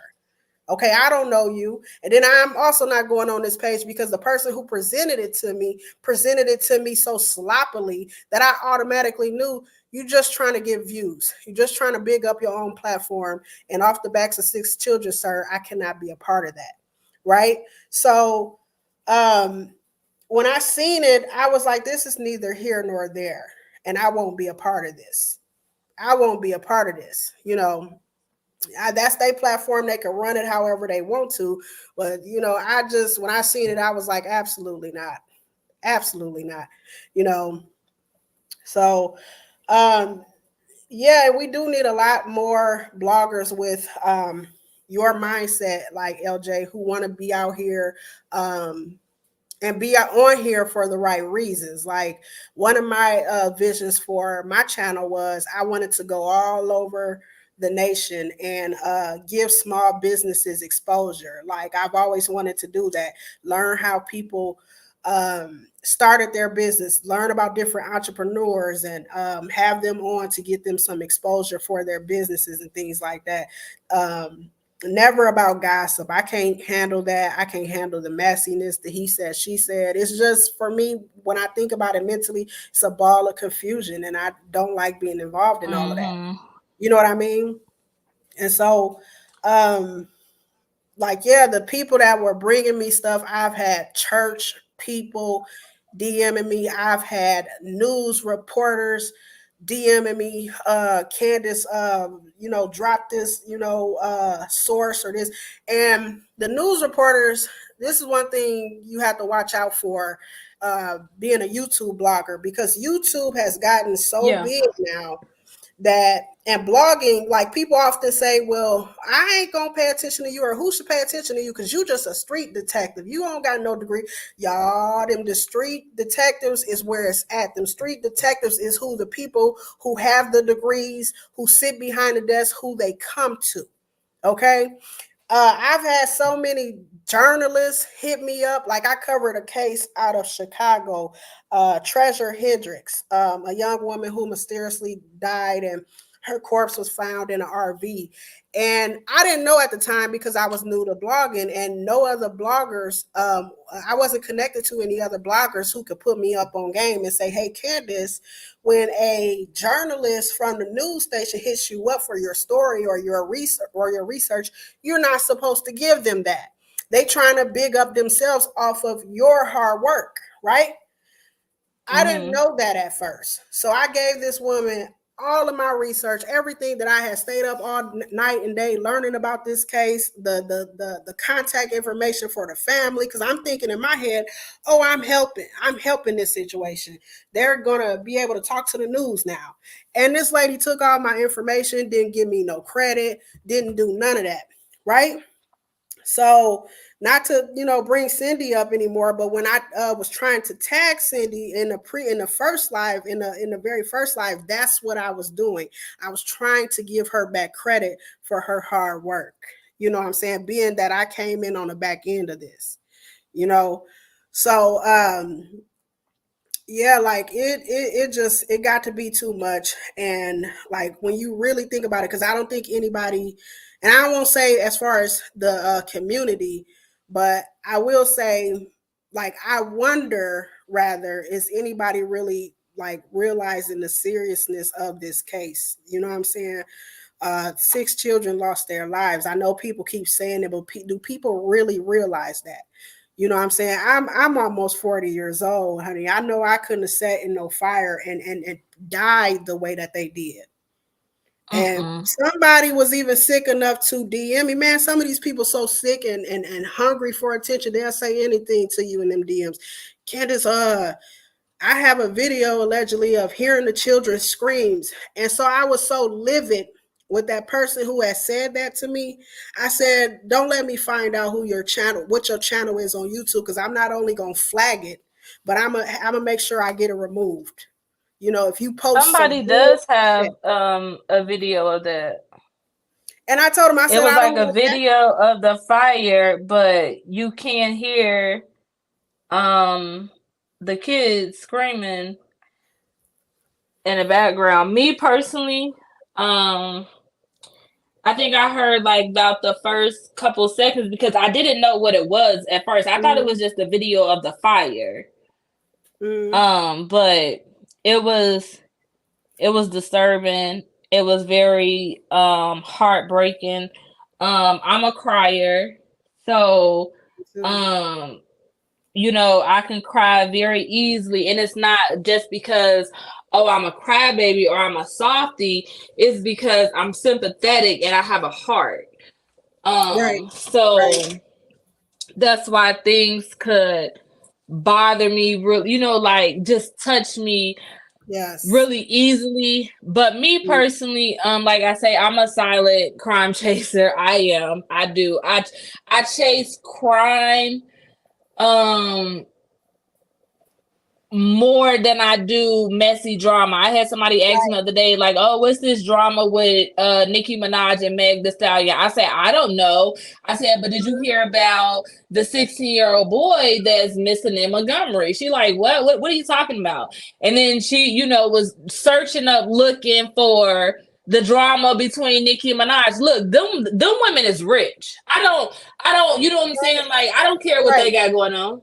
And people don't That I realize. care 0% of what they have going on at all. LJ, I'm going to give you my direct email in the private chat so we can hotbox, like get meet each other and have a discussion, and possibly, because that's where I wanted. That was my vision for my channel, and I wouldn't mind Oh collaborating with yeah, you. I don't, But girl. I I will say can't. I this. don't do it. I will say this about the Now, Nicki how old are Minaj. both of y'all? Hold on 1 second, Dominique. But I will say this about the Nicki Minaj and the Megan Thee Stallion situation, right? I'm gonna put you on mute for a minute, Dominique. Um, I was telling them about this in a live yesterday, right? I said that is called a marketing tactic, right? I said when they do stuff like that, when you see two celebrities going back and forth in these little stupid fake beefs or whatever, Exactly. I said watch for their album to drop. Watch for their new Something is about program. to drop. They trying to get the eyes on their channel. They know for sure, like say for example, if all they had was 5,000 followers, right? If all Meg Thee Stallion had was 5,000 followers, right?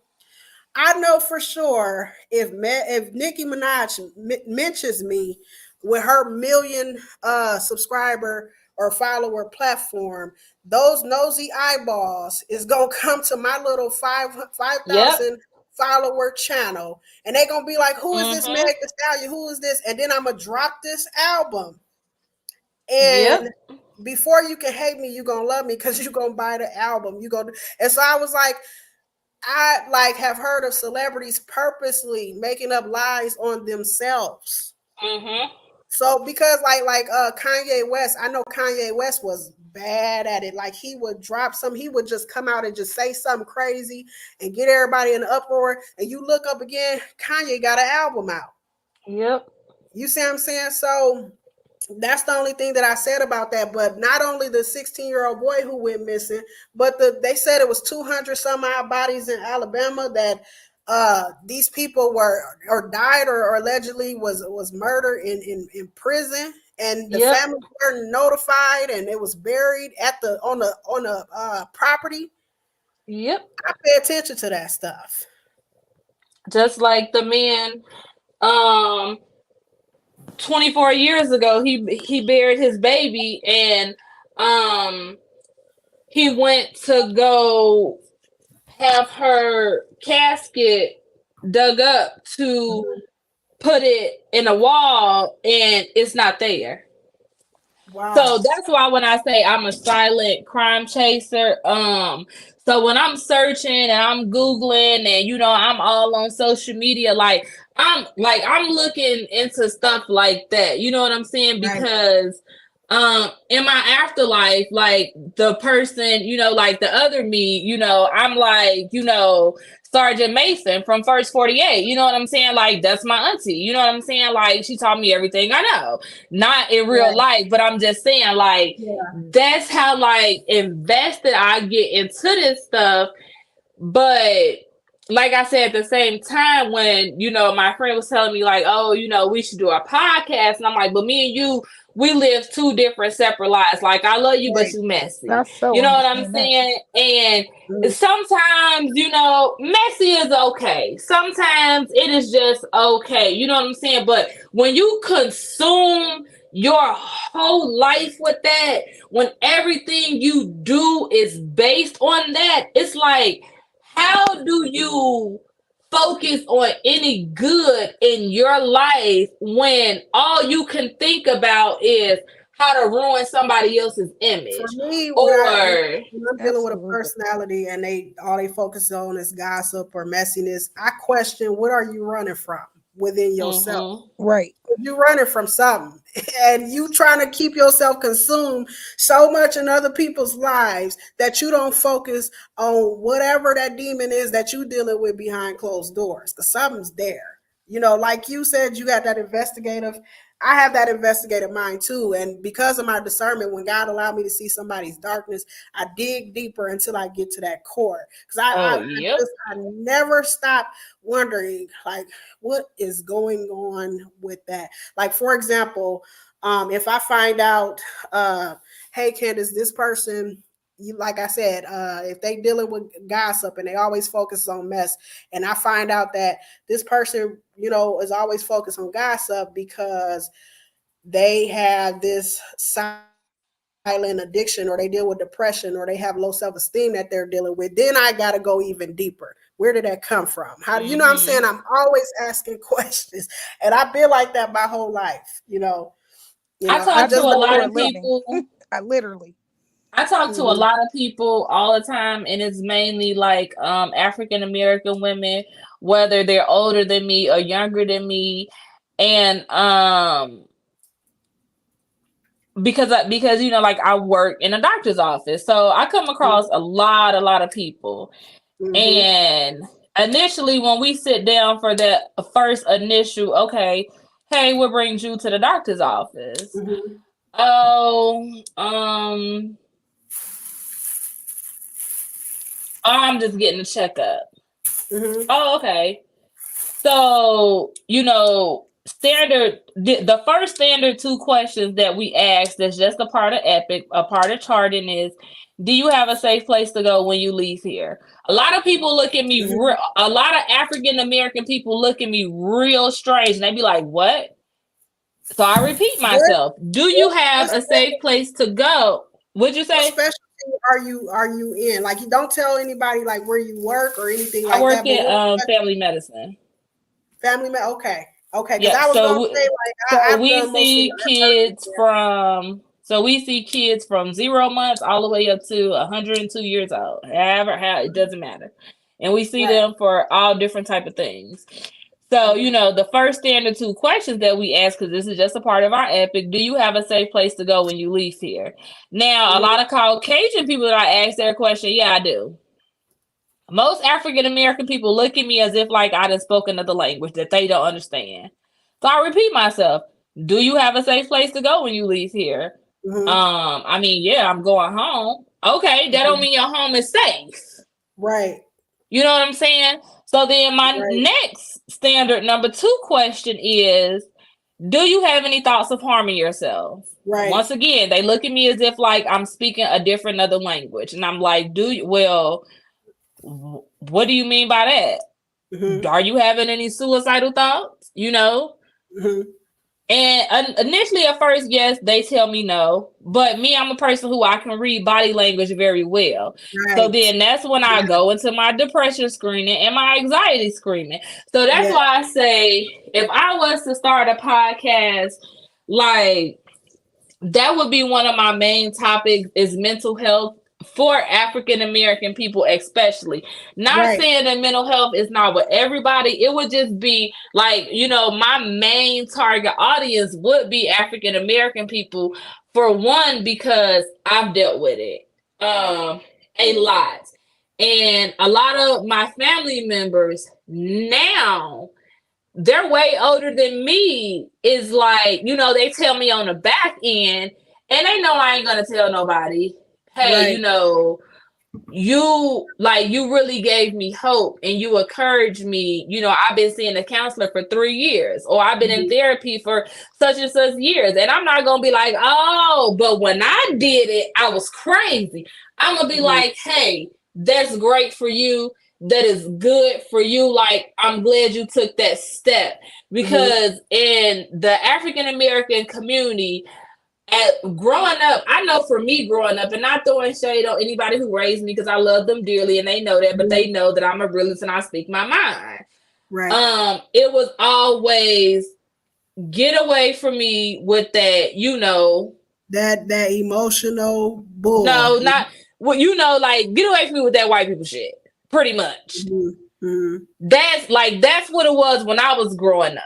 So, like it was like if you was sad or if you was depressed, or, and a lot of African American people, they don't know, they can't cipher the difference because they have had to hide it for so Yep. long Mask. because of their family judging them. Oh, your name, you know what I'm saying? Your name is Shaniqua. Your name ain't Sarah. You know what I'm saying? Right. Like, because Right. of course everybody cipher difference of, you know what I'm saying, of your name. So it's kind of like a lot of African American people, they have hid those emotions to where like now Mm-hmm. they don't know if they got a touch of bipolar, which is a real disease. It Right. doesn't, I mean, it ain't like you, I don't care if you bipolar, because me standing next to you ain't gonna make me be bipolar. Right. Like, it's not, you know what I'm saying? Like, it's not contagious. You see Yeah. what I'm saying? Yep, and I'm going to back you on that. But one thing, because my specialty when I was a medical assistant, I didn't touch family medicine because of kids. You know, I seen a drug baby die when I worked at the hospital, and I didn't want to work with children anymore after that. But a specialty that I stayed in the longest, it was two of them. It was cardiology and it was urgent care. I did urgent care in Cincinnati, Ohio, right? And one thing that I noticed when I did urgent care, because there's two different sides of urgent care. It's the pre-employment side where you go and do your physical for a job, you do your Mm-hmm. job, your TB and things like that. And then it's the other side where, your urgent people come in like they have an allergy rash, they're having something go on and they need that urgent assistance, right?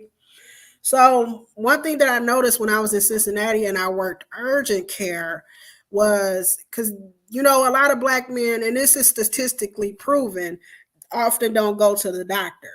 They don't Of go to the course. doctor, and I've seen this firsthand when I did urgent care. They don't show up. They never showed up in the clinic until the problem was so bad, LJ, to where it's like, have you seen Jesus knocking on your door yet? Like Oh, you trust almost me, there. I know. You almost Trust there. me, I know. And I know. so talking to some of these black men, because when we talk about psychology and mental health and things like that, because black women statistically will go to the doctor. I'm not saying they But don't. they won't admit it. Yeah, They will go to they the won't admit it, doctor. right? But they will go more so over black men, right?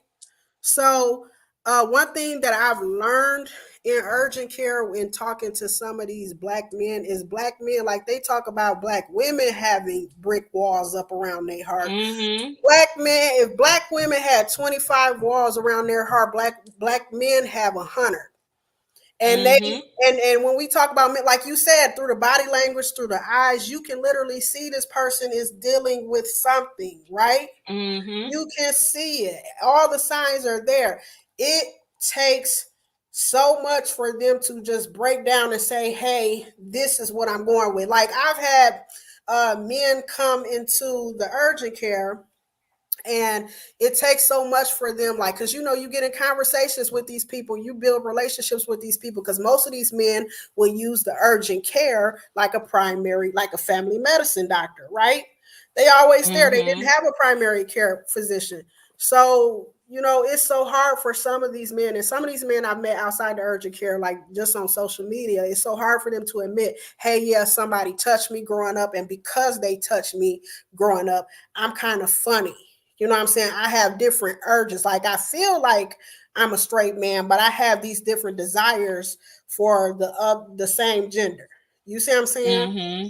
And it's very hard to get them to admit that, to trust you with that information, to trust that you won't demean them, degrade them, and you go. It's like some of the more frustrating cases that I've dealt with in and outside of urgent care. It's like some black men, they do like a give and take.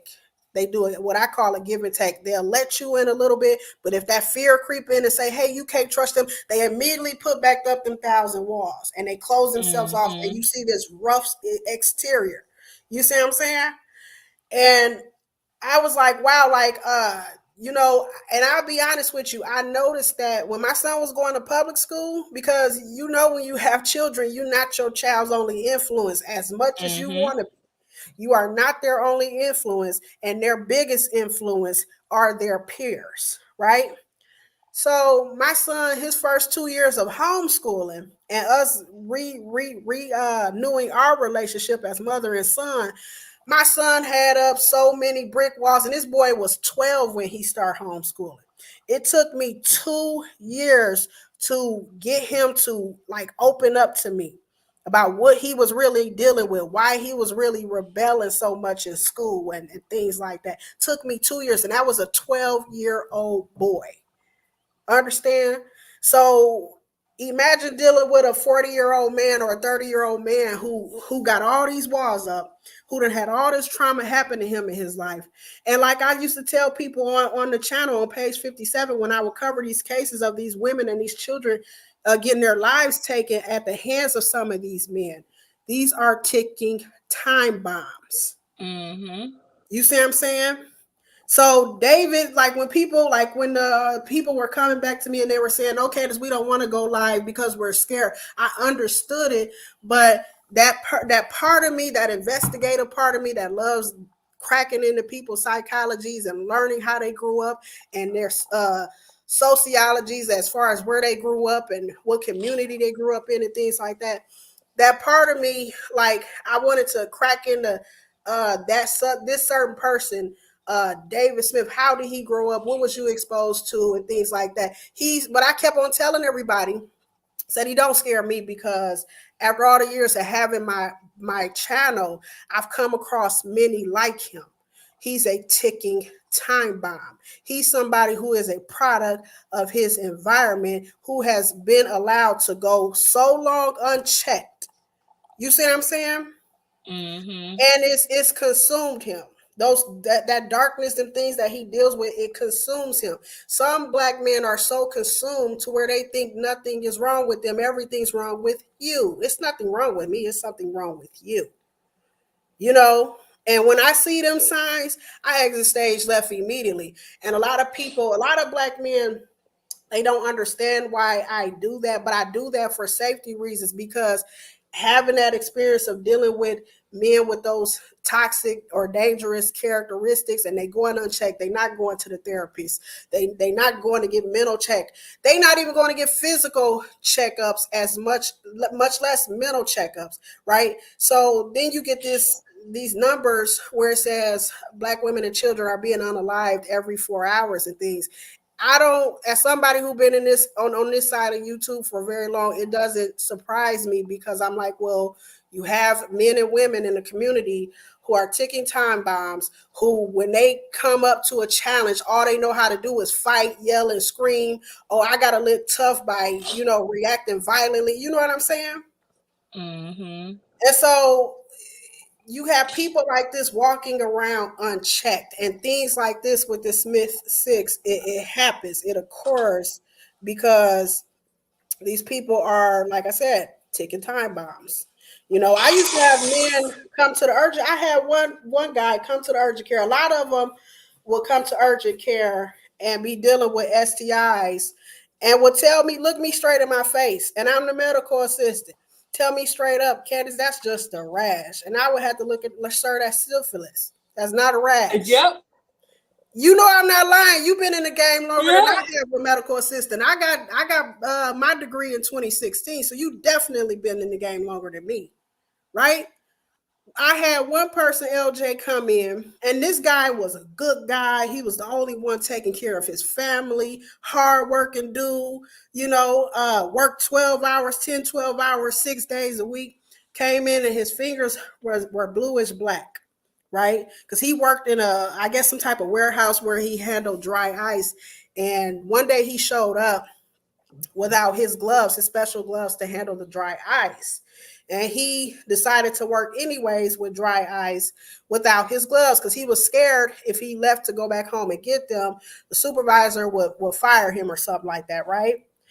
And so he Mm-hmm. said, Candace, I worked without him. And he said, for the last couple of days, my fingers have not had color in them. I can't feel. And I'm looking them dead in the eye. I'm thinking it, but legally I can't say it, because we can't treat, diagnose, or prescribe, right? So I'm looking at them and I'm like, ooh, they finna amputate either some of your fingers or your hand. Oh, and it's fucked up. Excuse my French, LJ, because you're one of the good ones. You out here working, you staying out the way, you taking care of your people.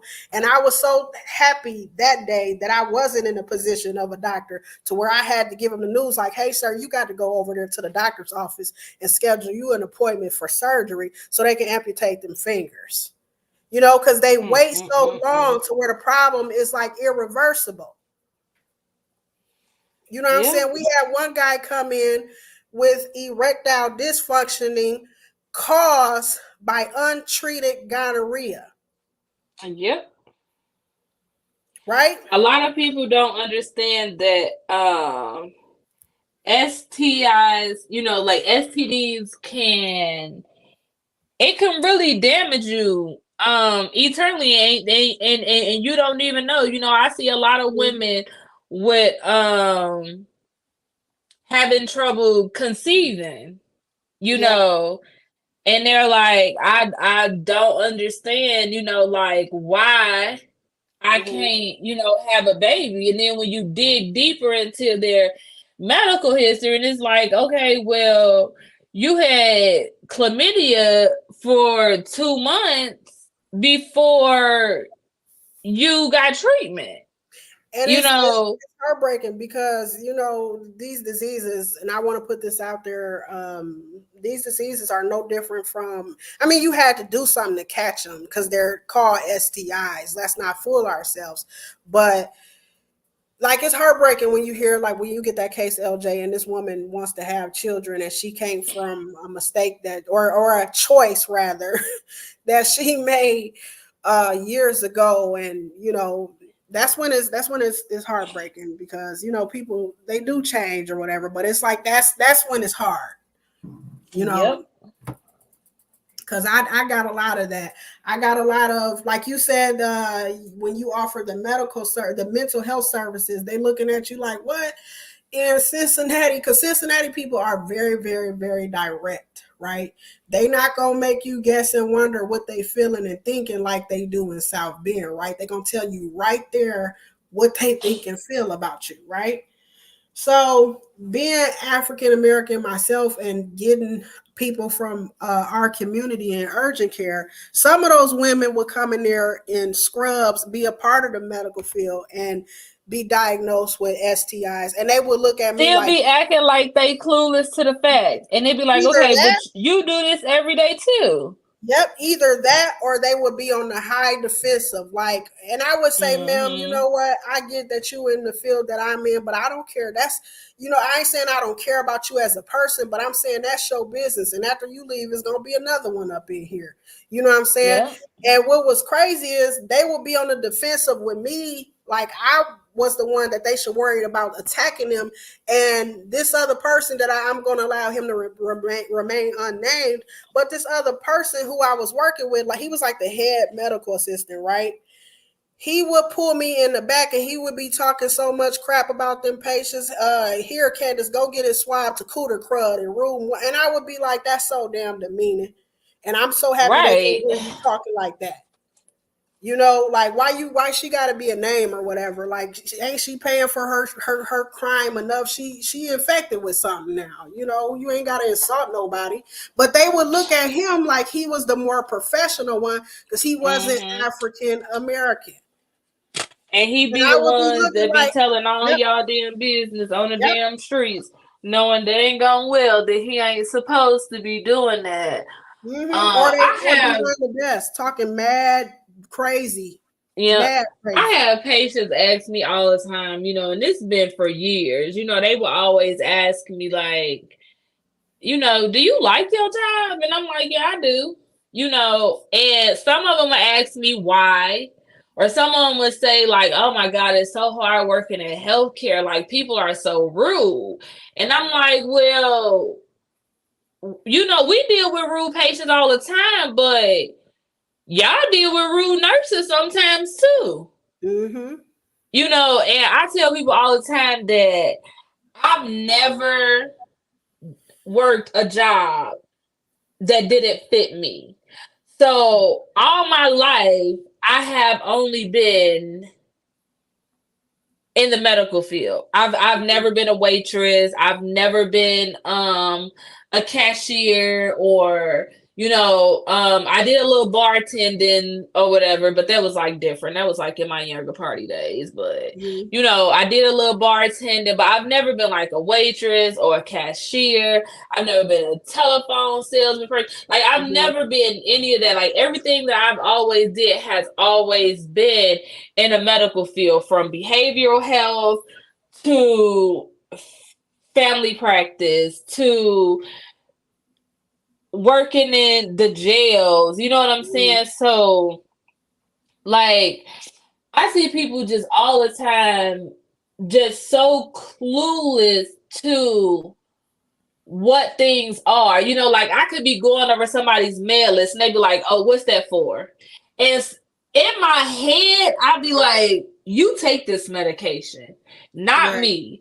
So before I walk out of my own primary care physician doctor, if she prescribed me something, I'm Googling what the hell this. If I don't know, if I ain't seen it, and if I ain't had knowledge on this medication, then before I even walk out of her office to even go pick it up, I'm Googling it Right. because I need to make sure that this is something that, for one, I need to be taken. I see doctors prescribe stuff all the time. They be like, why are you giving them that?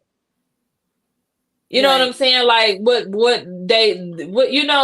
so I always tell people all the time, it don't take for somebody to go to school for 100 years to have common sense. It don't Right. take somebody to go to school for 100 years to know what they know, because some things just come to people effortlessly. Like, they just know it. You know what I'm saying? And somebody be like, dang, did you go to school for that? And I'd be like, no. I have people tell me all the time, like, man, you should have went to school to be a doctor. And I'd be like, oh no. You know what I'm saying? Like, nope. Like my cousin who I'm really, really close to, um, she first went to school to be a scientist. And I remember when she told me that's what she was going to school for, I was like, why the hell are you doing that? And she was like, well, because I want to mix all these chemicals. And I'm like, girl, what? So then she like started working a job, and I'm like, but me talking to her all the time, and I'm really just talking about the medical field. I'm talking about how some of these doctors is not really educated. Like, you know what I'm saying? So then one day she called me and she was like, well, I'm going to nursing school. So I'm like, great. Like, that's Mm-hmm. absolutely great. And she was like, well, I think you should go back to school to be an NP. And I was like, absolutely not. Like, I'm way past God. Like I'll never go back to school again. I just told my dad that like 2 days ago. I was like, because he said it. He was like, well, you thought about going, back to school to become an NP? And I'm like, no, I've told you, I'm done with that. Like, I Mm-hmm. got bigger other plans that I want to do. Right. Like I want to own my own home healthcare agency. I don't want to go back to school. So she did. She became a registered nurse, and I'm steady talking to her about all these doctors that's just not really educated. They fresh out of school, they DOs, Mm-hmm. and like, they do more talking about their personal life than they do fixing these people or helping Right. these people. Right. It's a So cardiologist. I ain't go. I'm not gonna say where because I don't want to put him out there like that. But it's a cardiologist because I travel with three of them, right? It's one who because people often think when they go see the cardiologist, like when it's something with their heart, they often think, oh, like we used to get patients all the time, LJ, who would think like if I have the surgery, it's gonna fix me, and then they get obsessed with having the right. surgery. And I remember like one doctor would come back to his office and talk to me and be like, Candace, all they had to do was XYZ, and what I told them to do, and the surgery could be avoided. But since they think they know more than I do, I don't mind getting that rib cracker, cracking their chest open and doing that surgery and making my money. Mm-mm. Slapped his laptop closed and walked out the office. And we was on our way to Rochester to see the rest of you know what I'm saying? I didn't have him say stuff like that. Or then it'd be some of the good ones, the good cardiologists who will sit down with me. It was a real good one in South Bend. He left and went to Chicago. I was so heartbroken when he left. Because a lot of people don't know when you go to the doctor, you are really promised 30 to 40 minutes to see your doctor, but they squeeze you into 10 because they make more money Mm-hmm. like that, right? So this doctor, he was cold ass doctor. He was good. He trained me himself. You know what I'm saying? If he didn't like how the office was training me, he would take me under his wing, especially when we traveled together, and train me himself how he wanted me to be trained, right? And he would tell me, Candace, you know what? like I'm trying to get this patient to understand that, you know, if they stay on this medication, eat this way or whatever, over time chronically the situation will, you know, heal itself, or it'll get better, or they really wouldn't have to have this surgery. So he was one of the good ones, but you got more of the ones who a lot of people don't like hearing it. They good at what they do, but they want that bag, you know. Yep. One of the But cardiologists. Mm-hmm. go ahead. Sorry, but yeah, like one of the cardiologists, girl, I remember because we had when we shut down for COVID, I was the first to go because I was the only traveling MA, right? Plus I whistleblowed Mm-hmm. on them, so they fired me. But they was keeping things back from people that I felt like shouldn't be kept back. We was getting word on COVID way before it ever hit America. We already knew. Mm-hmm. And the place that I worked at the time, they didn't want Michiana, they didn't want Indiana, South Bend rather, to know a damn thing. They wasn't gonna put nobody on game with nothing. And I whistleblowed them for the safety of the people, and it got back to them, and they fired me, right? So when the state came around, because I had to obviously apply for unemployment, it was like, Candace, they really didn't even have to fire you. They could have just wrote you up and let you keep your job. I said, no, they got rid of me for a reason. But anywho, this doctor came in, was bragging about how he had just bought himself a Tesla, one of them computer operated cars, self-driving cars. And girl, for the slightest thing, he was shut down clinic, and I would be pissed off because, you know, Rochester is an hour away from South Bend. Green Yeah. is 30 to 40 minutes away from South Bend. So we got to shut down clinic because you don't know how to put the laptop on the Wi-Fi. No, bro, we got to stay here. I got to make my money. I ain't drive our way out here for nothing. Right. Or they would tell us, Candace, you got to buy him M&Ms every day to keep him happy so he'll do clinic. Little crazy shit like that. Excuse my French. But people don't know that some of these doctors are very, very, very good at what they do, but their main goal is getting that cheese, you know, getting That's that bread. why my cousin, and she's a few years younger than me. So, she went back to school and she's gonna be a midwife. Mm-hmm. So she asked me one day, she was like, so how long you gonna stay in the medical field? I said, well, for a long time, even though I do my little stuff on the side, my tumblers and stuff like that, but I was telling her like I want to open up my own home healthcare business. And she like, well, I'm almost done, about to get my license and everything. And if I'm gonna work at, under somebody else for a year, but after that, I want to get my own clinic. And she was like, I would want you to be my medical assistant. And one thing about my little cousin is she's like really, really smart. Like she is like real smart. Like she's a geek. But I was telling her, I was like, that's all fine and dandy and things like that, but eventually you're gonna have to trust somebody else to run your clinic, because Right, once I get my little stuff on up off the ground, baby, I'm gonna take it and I'm gonna run with it, right, because I don't like management at no jobs, because they feel like they can do everything that they tell you don't do. right, And that just grinds my gears. Like it grinds my gears to the fullest. And every day, I'm steady working on my little stuff. I'm steady working on it because, whether I get my initial one off the ground here or somewhere else, I'm gonna get my little company up and running. And I recently just applied for a job at Ross to be a medical assistant instructor. mm-hmm. And I wish they would call me back. That's what's up. Like Like I wanted to stay in medical assistant. I still have my license to do it, but I didn't like, and I was gonna petition with the board I was certified through too, and I was gonna go around to all the major businesses in South Bend because I was like, you know what, medical assistants are a minor step beneath LPNs. We can draw blood, we can get IV certified, we give injections, we can do all that. In Cincinnati, the urgent care was so short staffed. It was literally myself as the only medical assistant, a secretary, and a physician's assistant running the whole clinic by ourselves, right?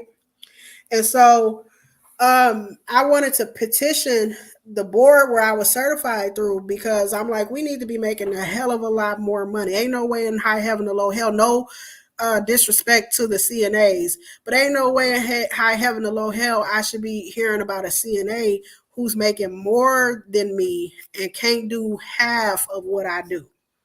You see what But I'm that's saying? when because baby, when I go to an interview for a new job, Mm-hmm. and if they don't want to give me what I'm asking for, I'm on to the next because you need me more than I need you, and I'm Right, firm on that.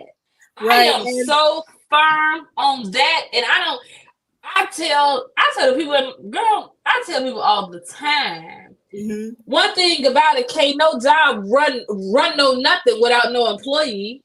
Right, It doesn't matter. It doesn't matter what the job is. They can't run no job without no employees. And especially with a doctor's office, these doctors ain't gonna go room their own well, half patients. these They're doctors not gonna don't go even and do that. half these doctors don't even know how to do blood pressure. They don't know how to get manual blood pressures. A lot of people don't know that. They don't even know how to put their Mm-hmm. own orders in a damn computer. Show They down. don't. The only thing they know is how to go in there, diagnose you, and prescribe you, and everything else they get done. We do that. We do Hey, that. hold on, LJ. What's up, Miss Callie Scorpio? It has been a while, girl. You got to go back and watch this whole live and you know figure out why I got back on here, girl. But yeah, I'm trying to come back, Miss Callie. It's good seeing you and hearing from you and everything. But yeah, LJ, it's a lot. It's the medical field is like it has its own little, like, you know how they say Hollywood has the Illuminati allegedly. The medical field has its own conspiracies and it's its own jungle and things like that. I'm hoping at the end of all of this with this, because I'm curious as to what's going to happen after these children's funeral service. You know what I I'm mean? I'm I'm real curious too. Oh, because that's what I was gonna say. Um, now, and I'm gonna keep saying it. I'm a silent crime chaser. I Mm-hmm. chase crime. I do. I listen to the police scanner. I do all that. Sometimes I may even, pull up to a scene if it's big enough because I am a silent crime chaser. I'm Mm-hmm. truly am. I'm just intrigued by all of that because you know what I'm saying? I'm just always to getting, I always want to get to the bottom of something because Yes. it's always a hidden gem in Yeah, that's every me. single thing. I So this get is what I was gonna say it. about David. If I was a detective, and I am a detective, I'm just not that kind of detective. I don't work in You just nobody's ain't got office, no but degree I yet, could, right? you know what I'm saying? I can put two and two together and I can make four. Right. Um, if I was a detective, I know a lot of people is saying that they have, you know, credible evidence that David wasn't at home. Mm-hmm. But me personally, if I was a detective, I would just be so focused on what Tosha said. I would just really be so focused on that because me personally, I don't feel like that the little son who said the house is on fire, I don't know what dad at, he went out the window. Mm-hmm. Me personally, I believe that. I believe that that's exactly what happened. I believe that some way, somehow, this is just me, my feelings. Some way, somehow, I feel like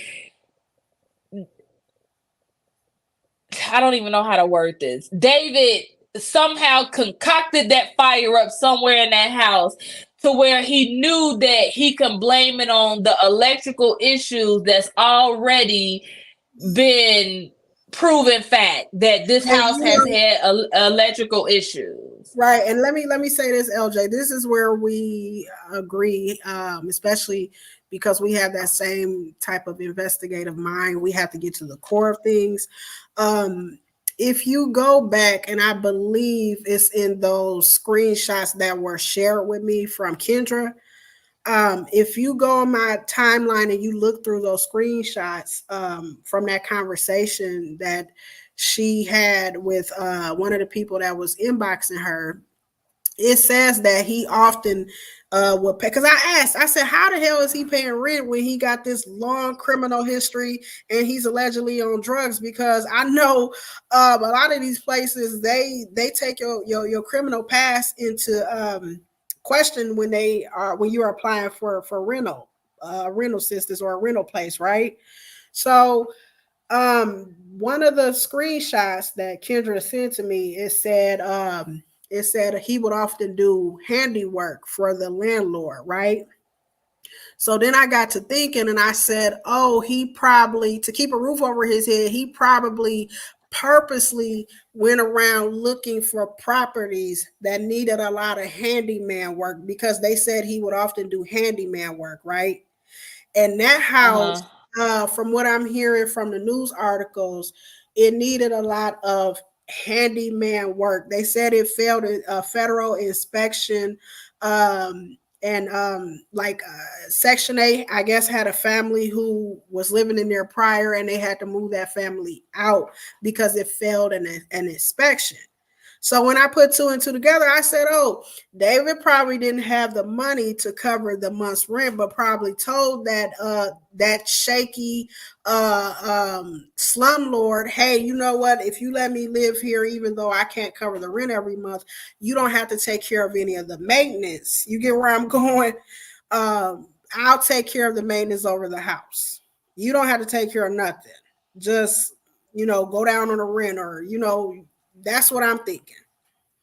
That's what I'm thinking. Because they said that in Section 8's report, like they said, it had electrical issues throughout the house. And they gave the Mm-hmm. landlord 30 days to repair all that stuff, or they were going to move that family somewhere else. And obviously the landlord didn't comply. And not Section 8, I'm sorry, but the I think it was WNBU or WSBT. Somebody wrote that article and they made sure to put in the article, because the landlord, when this incident happened, they was trying to blame the prior tenant. Oh, that was all of her stuff. That had nothing to do with our property. The prior tenant is the reason why this rental property has all of these maintenance issues, right? But Mm-hmm. whoever wrote that article up, whatever local news station wrote that article up, made sure to put in that article, hey, whenever this landlord had an issue with a certain tenant, they made sure that we got it on record to where they were evicting that tenant, right? There is no record of this landlord, like no paperwork whatsoever of this landlord trying to evict the prior tenant if they were creating all these maintenance issues or tearing up their house. So basically, they was proving that the landlord was lying. It was not the tenant who was tearing up the property. It was the landlord neglecting to fix the property, right? So I'm thinking somebody as shifty as David, who possibly couldn't cover the amount of rent that other respectable landlords was asking for. He probably went and got that house and was like, you know what, you ain't got to worry about none of the maintenance. It's cool as is. I'll fix it up. Just give it to me, right? That's what I'm thinking it was, you know and got in there and because when you have a CPS case, an open CPS case, automatically any government assistance that you are receiving, they will terminate it, or you can only get it through CPS, right? So I'm thinking he possibly got here and couldn't get no Medicaid or food stamp for those kids, and it got too much for him. Like 6 kids is a lot. Those are a lot of mouths to feed. You know what I'm saying? You got boys. Like I only got 2 babies, and my son alone can eat a lot of people under the bus. Like I thought people was playing with me when my son was younger, and they would say, "Wait till he get older. He gonna rip your pockets with just what he eats alone." You know what I mean? And they wasn't lying. My son can he can put it away, and he's not big and muscular or nothing like that. He a skinny, tall little boy, right? So I think it got the wearing on him or whatever. I don't know if he intentionally left those children in there, but I think the original plan was let's hit a lick on the insurance companies. Let's burn the house down, because that's happened a lot here in this area too. People getting properties, getting either owner or renter's insurance, and burning the property down for that quick payout from insurance companies. That could be, but I feel like that when the little boy said that David went out the window, just me and my little crazy little head up here, I feel like that some way, somehow, David started that fire in that house to make it look like electric issues, and he went out the window. That's what I honestly believe. I believe that he was there, but he's the one who started that fire, and like the little boy said, he went out the window. Yep. Because if he did, I mean, that is just something off the wall for a kid to say. Because to find that live and hear her say it for myself. Maybe, you know what I'm saying? Because I feel like if they was there alone, that the little boy would have simply said, he's not here. But he said, I don't know. He went out the window. Hold on. I found it. Hold on.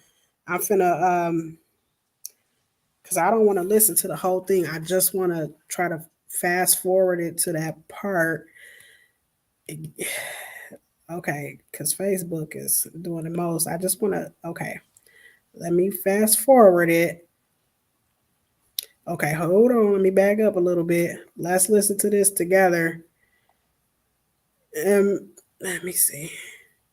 Miss Callie, she said, I love crime shows. I like the investigative part of crime. Me too, because I always have that. And I think that comes from my discernment mind, because God will show me something and I keep digging. I'm like, okay, I see it in the spiritual. I have to see it as well in the spiritual. I mean, I see it in the spiritual, but I have to also see it in the physical to confirm that I ain't crazy and I'm really seeing what I'm seeing. But hold on, y'all. Let me turn it up so we can hear this, okay? Question is, well, not the question. I understand that guy, they were severely burned. 3 of them were, and she couldn't identify. Hold on, let me go back a little bit. 2 of them were Angel. But Maggie, they was still in there because he was literally on the phone with me saying they was in the room. Hold on. Their house seemed like it burned so fast. I'm telling you, I was on my way to work. It was like 6:13. I got the phone call. I thought it was my dad. I was finna pick at him. I'm like, why do we wait till I always go to work to call me? Got you. But when I was at the light, it was my little brother, Demetrius. He was like, Tasha, the house on fire. I'm like, what do you mean the house on fire? He said, the house is on fire. I'm like, where's Dad at? He was like, I think he's going downstairs, but I think he went out the window. I was like, wait, where is y'all at? He was like, we in the room. And I was like, call 911. He said, call 911. I said, yes, call 911. And by the time I kept saying hello, and I looked at my phone, the phone was hung up by then. Wow. That Dad is either going downstairs or he went out the window. I don't know. Wow. Exactly. So that I agree. That should like dispel a lot of the rumors about. So that's why I don't understand why people keep saying that he was not at home. No, But you I'm not know, defending this man at no. all. What I'm saying is, I think that when it's all said and done, that it's gonna come back Mm-hmm. that he started that fire and he let those kids in there and he went out the window just like Demetrius said. And let me also say this: both of them were given their accounts of the incident and where they were and what happened. The one thing I want to say that covers Tosha is when she gives her account of where she was and what happened. She is more detailed than David. Okay, usually when somebody is telling the truth, they are a little more detailed. David's account of what happened was very, very vague. And when I heard him talking, I said, hold on. I said, there's too many darn holes in this story. Because when something happens, y'all, and it's that traumatic, you're going to remember the date, the time, what you wore. Sometimes, and my mom's house burned down when I was a little girl. I still remember because thank God, none of us was in that house, right? But they were able to recover some of our things that was in the house and give it back to us, right? I still remember the smell, and I'm 37 years old. The house burned down. I was 11. I still remember the smell because one of the things that was given back to me was a little purse. And y'all can laugh. I don't care. But I was a big girl then, and I'm a big girl now. And I remember having like some little change in that purse to buy my little snacks with. Go up to the store, buy honey buns and juices and all my little stuff, right? So I remember when the house burned down, how pissed I was because I said, damn, my purse with my change, my little pocket change was in there, right? And they recovered that purse. And when they gave it back to me, I still remember that smoky smell from that purse. I remember the timeline. It was October of 98 when that fire happened. When you are telling the truth, you are very, very detailed. When somebody is lying to you, they're very vague because understand this, when you are lying, you have to make up as you go along the details of what's happening. This is why detectives and even people like me and LJ who've worked in the medical field, because we get people, LJ, who often come in there and they're med seekers, right? So you have to be a detective and you have to ask specific questions and look for specific answers, and then wait. Like, for example, like I heard Tyler Perry say in the play, you will get to question 137, jump back down to question 5, then jump back up to 137, question 137 to see if they give you the same answer that they gave you way back when. You know, the truth don't change, especially when it's surrounded something this traumatic. You're not going to forget smells, people, how you felt, where you were, dates, okay? You're not going to forget that type of stuff. You know what I'm saying? So for me, when it came to Tasha or Tosha, however you pronounce her name, I felt like she was a little bit more credible than her father because hers was a little bit more detailed. She said, okay, I was going to work. She gave a time. Okay. She gave all of that. This is what was said to me on the phone. And then she looks down slightly when she's telling this testimony. Sometimes people look away not because they're not being truthful. They look away to relive in their head or re-envision where they were or what was happening at that point in time. They're accessing that part of that memory part of their brain to remember what was happening when that incident took down. So when that live happened yesterday, y'all got to excuse me. Sometimes I mix my days and nights up because I am a nighttime worker. So to me, it probably happened 2 days ago. But anyways, that live that happened and her sister came out and said these people were accused. I said, what could they accuse her for in that incident? Like, in my opinion, as far as the fire incident, minus everything else that she coulda, woulda, shoulda did, as far as the fire incident, she gave a more truthful, detailed account of things than David did. David said he told the little boy to go to the bathroom. The little boy asked him to go to the bathroom. He told him to go. He said the little boy came back and said he smelled smoke. And like, I'm gonna just let him say it in his own words. Hold on, let's go back Well, so this is what I want to tell you too, because you're about to go back to the live video. right. What was I gonna say? Yeah, I don't ever, I think the only thing that Tasha may be guilty of is if them kids was going through everything that everybody is saying that they was going through, of her just not stepping in as a big sister. Yes. But so, when after she said that because and I had to go back and look at the live again because I was hoping that Cindy shifted the camera back to David after Tasha said, Demetrius said, I don't know, I think he went downstairs or I think he went out the window. Let me If see you that part right now. if you pause your phone right after she says that, look at how David facial expression changes. I'm going to go there right now, LJ, and then what I'm going to do, because it's actually a way that you can share a screen on StreamYard, but I don't know how. So because I don't know how, we're going to all listen together, but then I'm going to pause it. I'm going to screenshot it, and I'm going to add it to these slides so everybody on the live can see, okay? So you said after which, Mark? So right after she says that, Demetrius says, let me see.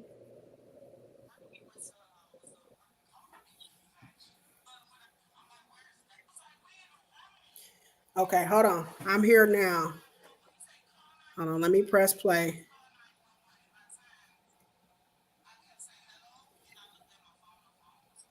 Let me go back. Then I looked at my phone. The phone was.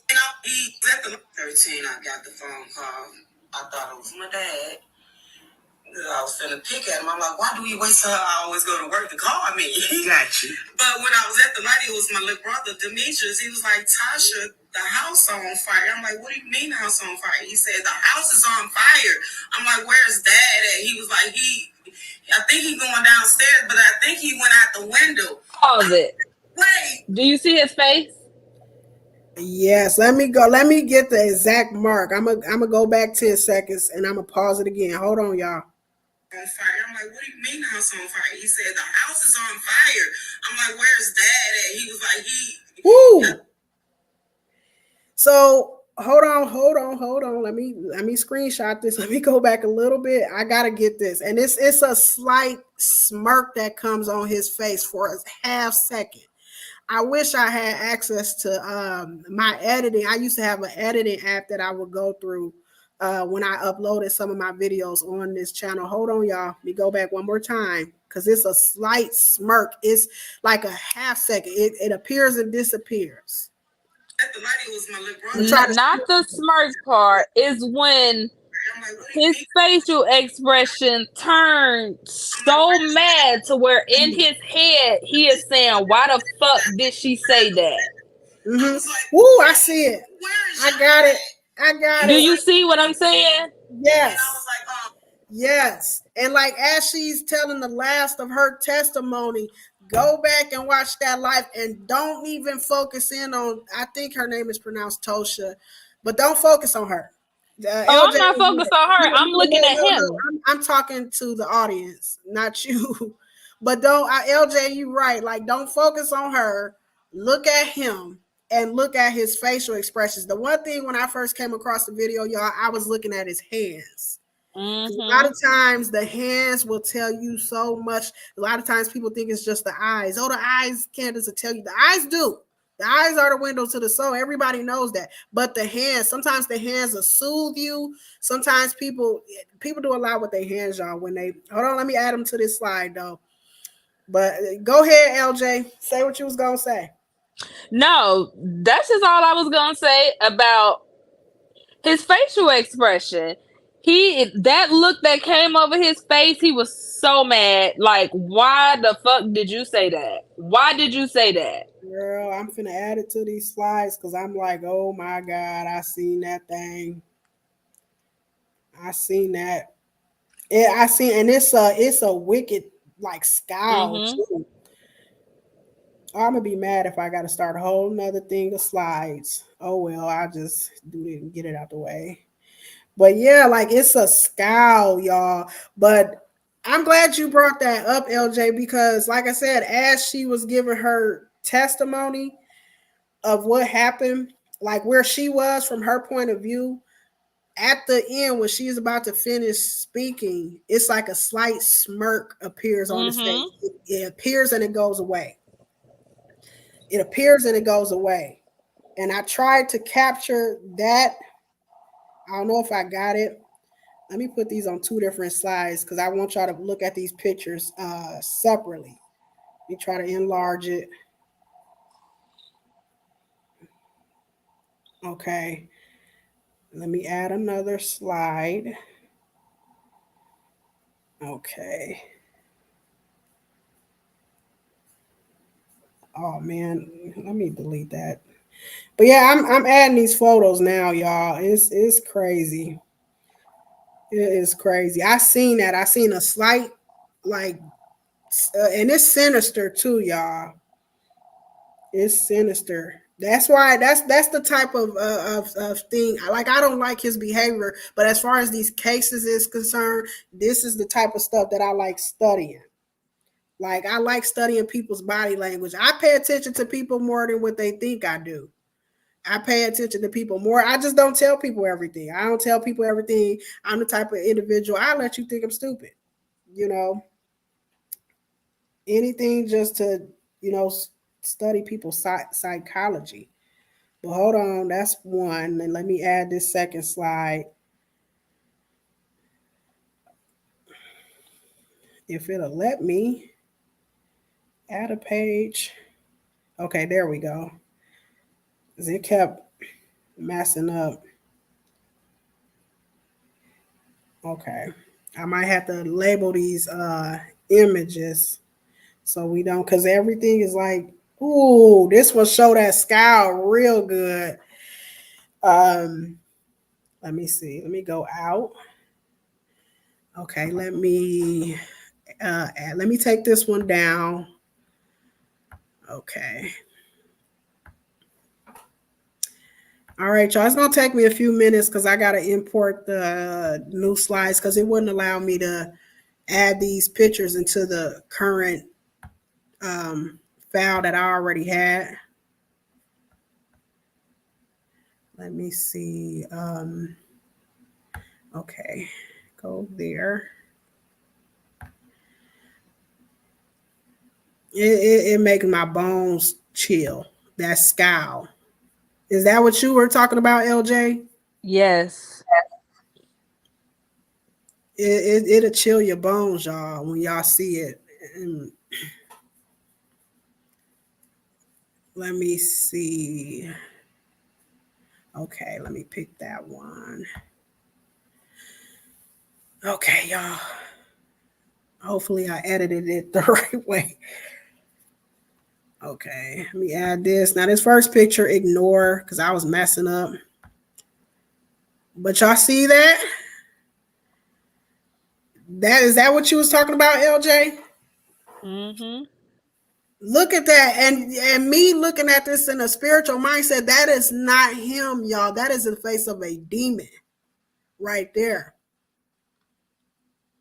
That's a demonic scowl right there. That's scary when I look at it in the spiritual realm. And sometimes I be so upset that I don't have, like, I can't draw or nothing to show people what I be seeing. But he is definitely scowling, you know. Let me go to this picture. Do y'all see how the mouth is slightly turned upward? I caught it at the bitter end because it's a slight grin that he was giving, and then his face immediately went into a scowl, like LJ said. So right here, I caught it to where His mouth was in the process of turning into a scowl, but it was like a slight smirk on his face, y'all. It was a slight smirk on his face. Okay. He was literally, I know he was fuming in the inside. Yeah. Do you see that After she smirk, said LJ? that. Do you Yep. see that smirk? It's right there, Yep. y'all. It's right there. I caught it like at the end because it's like a quick half second, and he smirks, and the smirk is immediately gone. Like if I had my editing tool, I would download that video and like take it right to the millisecond and screenshot that little smirk, because it's like the lips turn up for a minute as it's almost like ha I got away with it, or listen to her talk about the work I just did. And I ain't saying that's what he was thinking exactly. I'm saying that's what the smirk is telling me. I'm reading his body language, in other words, right? So this is the picture where the smirk was disappearing, and this is him afterwards. The lips are tight. Okay. Me studying people's body language, the hands are clasped together. He's trying to protect something. That's what that body language is saying on him. He's trying to protect something. The lips are tight and they're pursed together. The hands are clasped within each other. Look at the left hand. Okay. How balled up it is.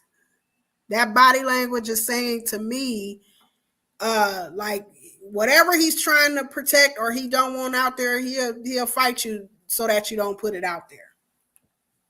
Okay, this ain't the type of individual that, if he's caught red-handed by I call them the coppers. I call the police the coppers.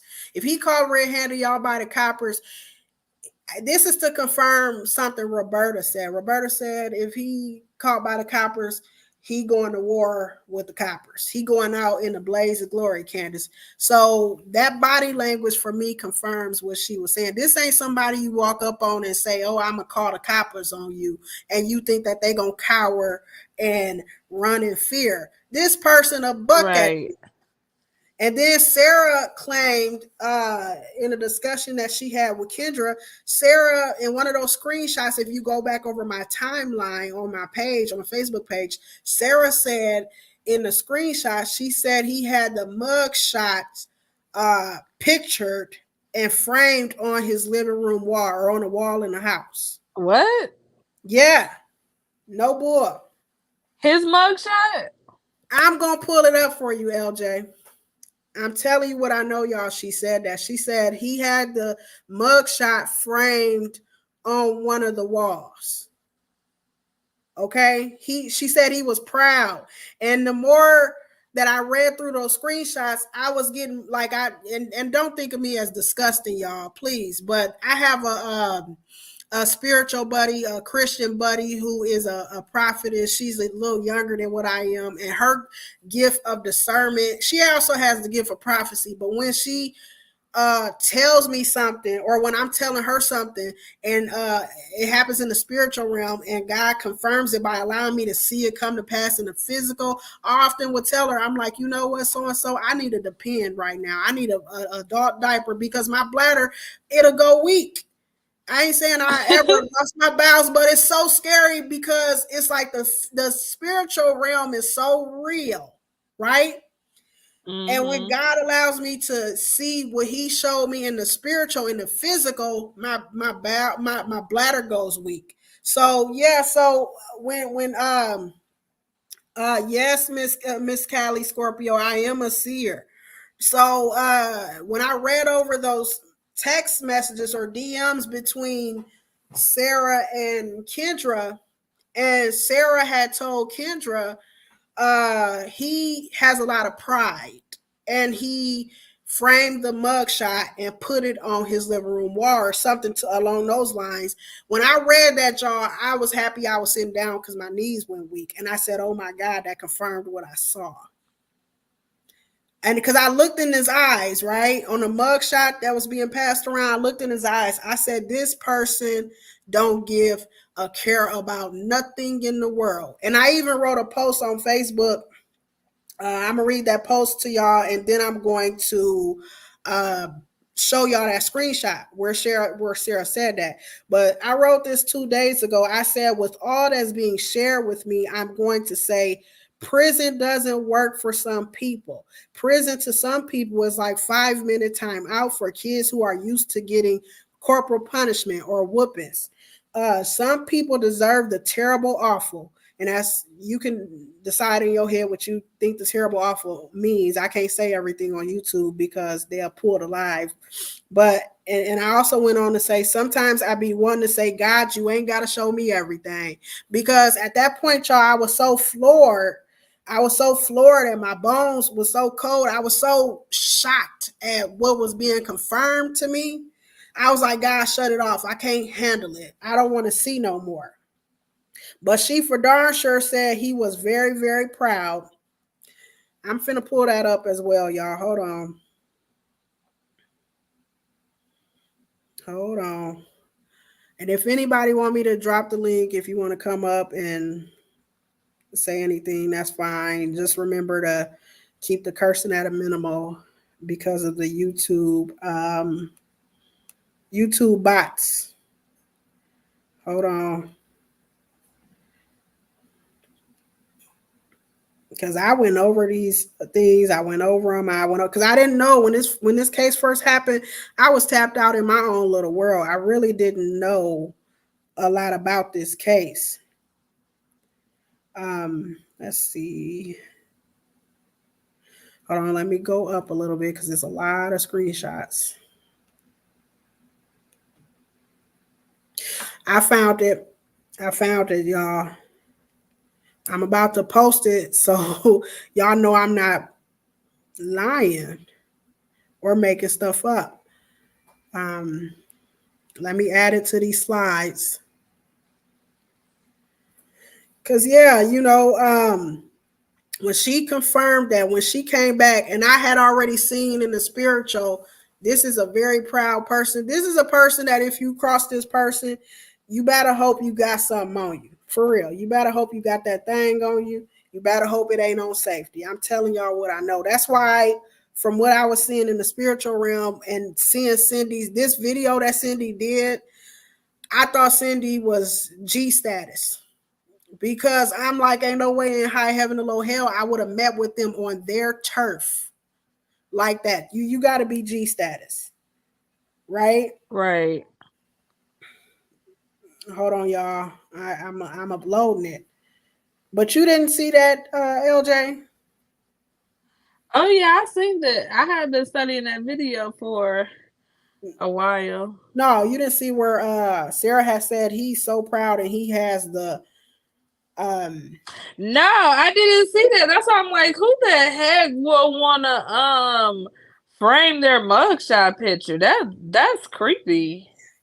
and then you got people nowadays when they go to jail or whatever, they smiling in the pictures. They very proud, you know. And I think that's how we know that times are turning. When you got people, I don't care if it was mediocre why they got locked up. When you got people who proud of putting ignorance and putting evil out into the world, something is wrong. Something wrong.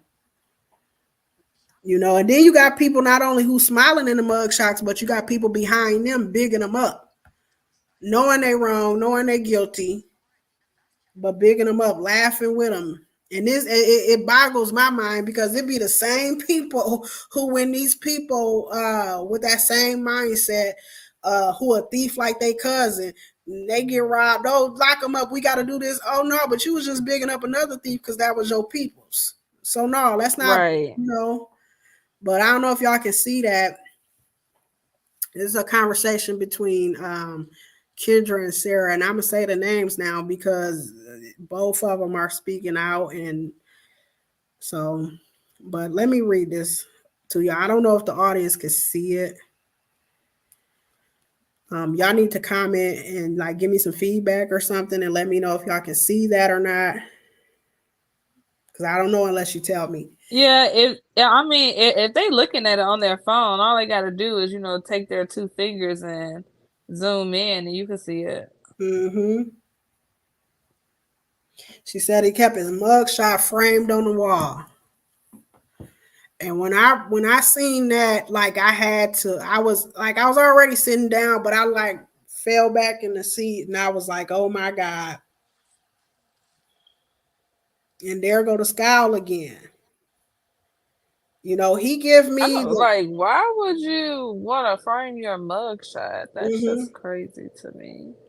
it's a such thing as people in like rebellion, like a rebellious spirit, like a pride, a egotistical, and a rebellious spirit. Like y'all trying to hurt me, and this is literally what God showed me. Like y'all trying to hurt me, y'all trying to make me sad or make me mad, but I'm gonna show you that what you use to try to hurt me, I'm gonna use to piss y'all off because it ain't messing with me. It don't touch me. It don't even penetrate my core. So that's why I wrote that post and I was saying prison isn't good enough for some people because it don't move. Uh-huh. And he that type of person. Some people will tell you, some people who have been in prison will tell you, man, I was making more money on the inside. I was surviving better on the inside than what I'm doing out here. I've heard people say that. I've been on blogs and I've heard people say that. Like I was doing better in there. Like Oh I'm yeah, there's a lot of people who think like that. mm-hmm. Like I'm gonna just go right back. Or they'll say that world behind bars is no different than the world on the streets. Like I've seen lives where people have like they obviously they got the cell phones in the prisons, but they be having the COs deliver them food, drugs. They be screwing the COs, all type. And this is male and female COs, so all type of stuff.